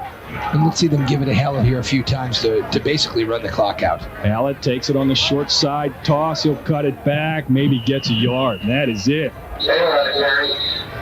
Late flag coming into the fray. I'd like to thank all the sponsors for this evening's game. You see the All-Star cheerleader and player sponsors right there on your screen. The law enforcement agencies that also helped this evening. And the major sponsors, St. Pete Times, Coca-Cola, Allen Sports, Nike, Vision Cable, Blevins Concessions, Domino's Pizza, and AmSouth Bank. 15-yard penalty marched off against the North, and that is really going to hurt. Clock running down, 2:44 remaining. The North trailing it by 5. And Brian, I think that's just a little frustration on one of the Northern boys because, they're still in this football game. He had timeouts, and they held it to about 2 yards rushing on that play. So that's a big penalty. Clock's running. Jerry has great time management, and they're in trouble unless we can get a turnover. First down and 10. From the 32, wingback counter play, not a whole lot there. Deontay Lumpkin trying to get through that tough North middle. Also want to thank the Sunshine Network for airing this game statewide, displaying the talents of all the fine football players, cheerleaders, and band members here in Pinellas County. And say hello to all the people down in South County and St. Petersburg watching this weekend on Paragon Cable. Our friends down there, Jack Taylor and Jim New, always do an outstanding job broadcasting the games on Paragon. Second down and 9. I think between Vision and Paragon, Coach, you run about, 100 times this year, it seemed like? Almost every other week. I like that. I really do. It's fun to be on. I think you all do a great job, as well as Jack Taylor does. And it is really fun to be on the TV set. It's great for the kids, the moms and the dads, and they're always calling me up. What did you say about me on TV? What did you say? What did he say? And they all blame it back to me. Delay of game called against the South. And I also want to thank our ACE Award-winning crew for another outstanding year of covering high school football. 3 consecutive Cable ACE Awards for the very best sports coverage in the nation, won by Vision Cable's Channel 9 here in Pinellas County. And I'd say we're probably on our way to number 4, hopefully. Second down and 14. On the counter action, Deion Jackson with a lot of room to the outside, and he's finally tripped up, and there is a flag down at the 19. I think every official threw their flag on that play. There's also a flag back at the 32, so it's flag day on this particular play. Thank the officials. They donated their time this evening. They've done an outstanding job, and these officials were selected by the coaches. Exactly. The North and the South, every coach picked these officials from the host of lists that they had, and they do a fine job. I want you to know that a couple of these gentlemen, Stu Epley, just did the Ocala Vanguard game last week up in Merritt Island. Dick McCreary, Don Carter, Phil Kelly, Stu Epley, Ed Bates, Ben Schliemann, Ed Hughes, Bill Carlisle, your all-star officiating crew this evening. And I want you to know that I don't even know if they get paid for this. I know they don't, and I know the police officers you see all around here, they don't get paid either. That's outstanding.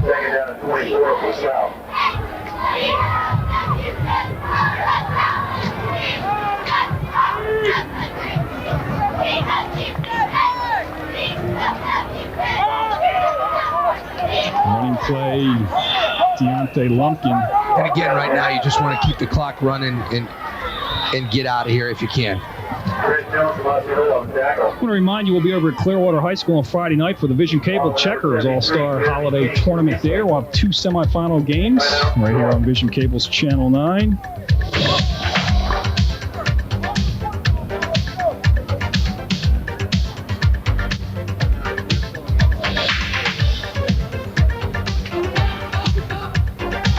Hey, the Sports Report with host Ryan Burr. check your local source and stories and all the features. And I had an opportunity to talk on that the other day. Outstanding show. It airs Tuesdays, Wednesdays, and a million other times in the middle of the night that I woke up and I see the Sports Report I on. know that is one of your favorite shows, Sports Report with Ryan Burr, all the local action here in Pinellas County. And you can see the shot through. That's the helmet cam we have here, shooting the cheerleaders and the mouthpiece. And who's got that helmet on? Who's got that helmet on? I want to know. Tell me who's got one of those players down there chatting up the cheerleaders a little bit. He's got it hooked to a camera. Oh, no way. We caught you. We caught you.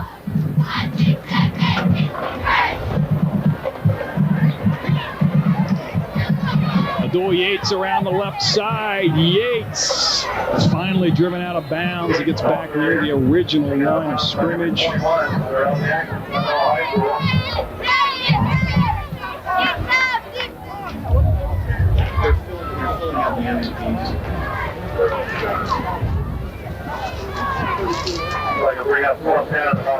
Again, Yates was forced out of bounds with just 48 seconds to go. There's not many timeouts here to go, so could be down to our last play here. Dixie Highlands Rebels, number 11. Who's that guy? Jason Macon. Jason, a guy who maybe should have been in this game. He's an outstanding quarterback, but you only had two quarterbacks. And Fred Meinke, an outstanding quarterback also. Exactly, and that hurts some people, but you got to cut the limit somewhere, and 5 players were the limit. And I want you to know, to the left of Macon, that was Punch, Juice's brother. Juice Williams' brother. 4th down and 10. Play action, Sean King. King going deep and incomplete, trying to get it to Tom Grigley. 48 seconds now for the North. They will need to go 70 yards to get a touchdown. Stranger things have happened.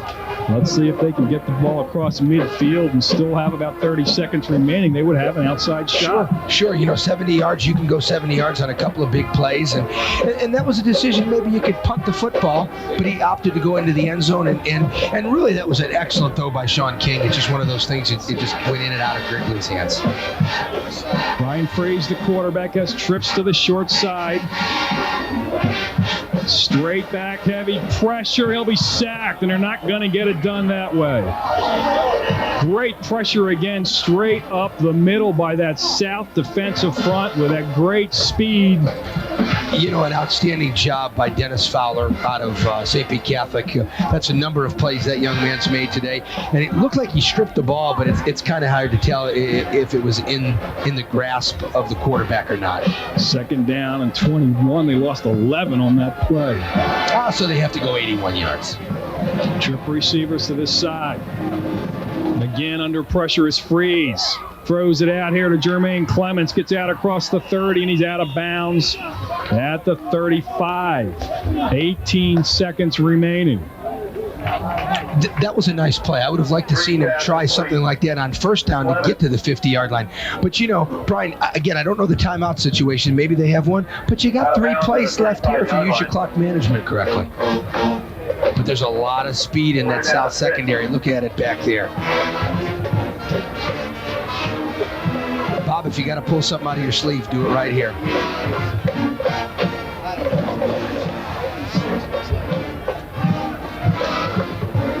Third down and 6. Straight back is Freeze. Over the middle, York can't haul it in. 12 seconds remaining. A little bit behind him out near midfield. Most valuable player in this game is Adul Yates out of Dixie Highlands. Offensive MVP is Sean King from Gibbs.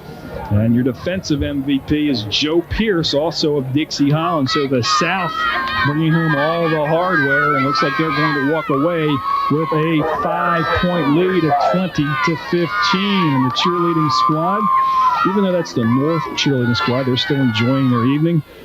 Yates with 1 interception, 7 carries for 53 yards and a touchdown. That's why he was named the MVP. Did a great job on both sides of the football. Exactly. And this has been a heck of a game, an outstanding first annual football game here. And everybody should have their hats off and tip their hats to this football game. And Brian Freeze back on 4th and 6. Couldn't get the pass off. Tripped up back at the 24. 4 seconds remaining. And the South will take over. They'll spot the football, and this football game will be over. Very successful first annual Palms Pinellas All-Star Classic. And the South wins it by the score of 20-15. Congratulations to both squads. Bob Stevens and his assistants Pete Just, Mike June, Mike Anderson, Tom Bostic, John Davis, and George Palmer did an outstanding job with the North, and Jerry Austin in the South. Gary Schleierwith, Jim Corneliad, Phil Hayford, Alvin Davis, Brian Bruck, and Gene Gordon did a great job with the South. It was a tremendous game. We'll take a timeout and be back with our post-game show. This is the Palms Pinellas All-Star Classic, and this is Vision Cable's Channel 9.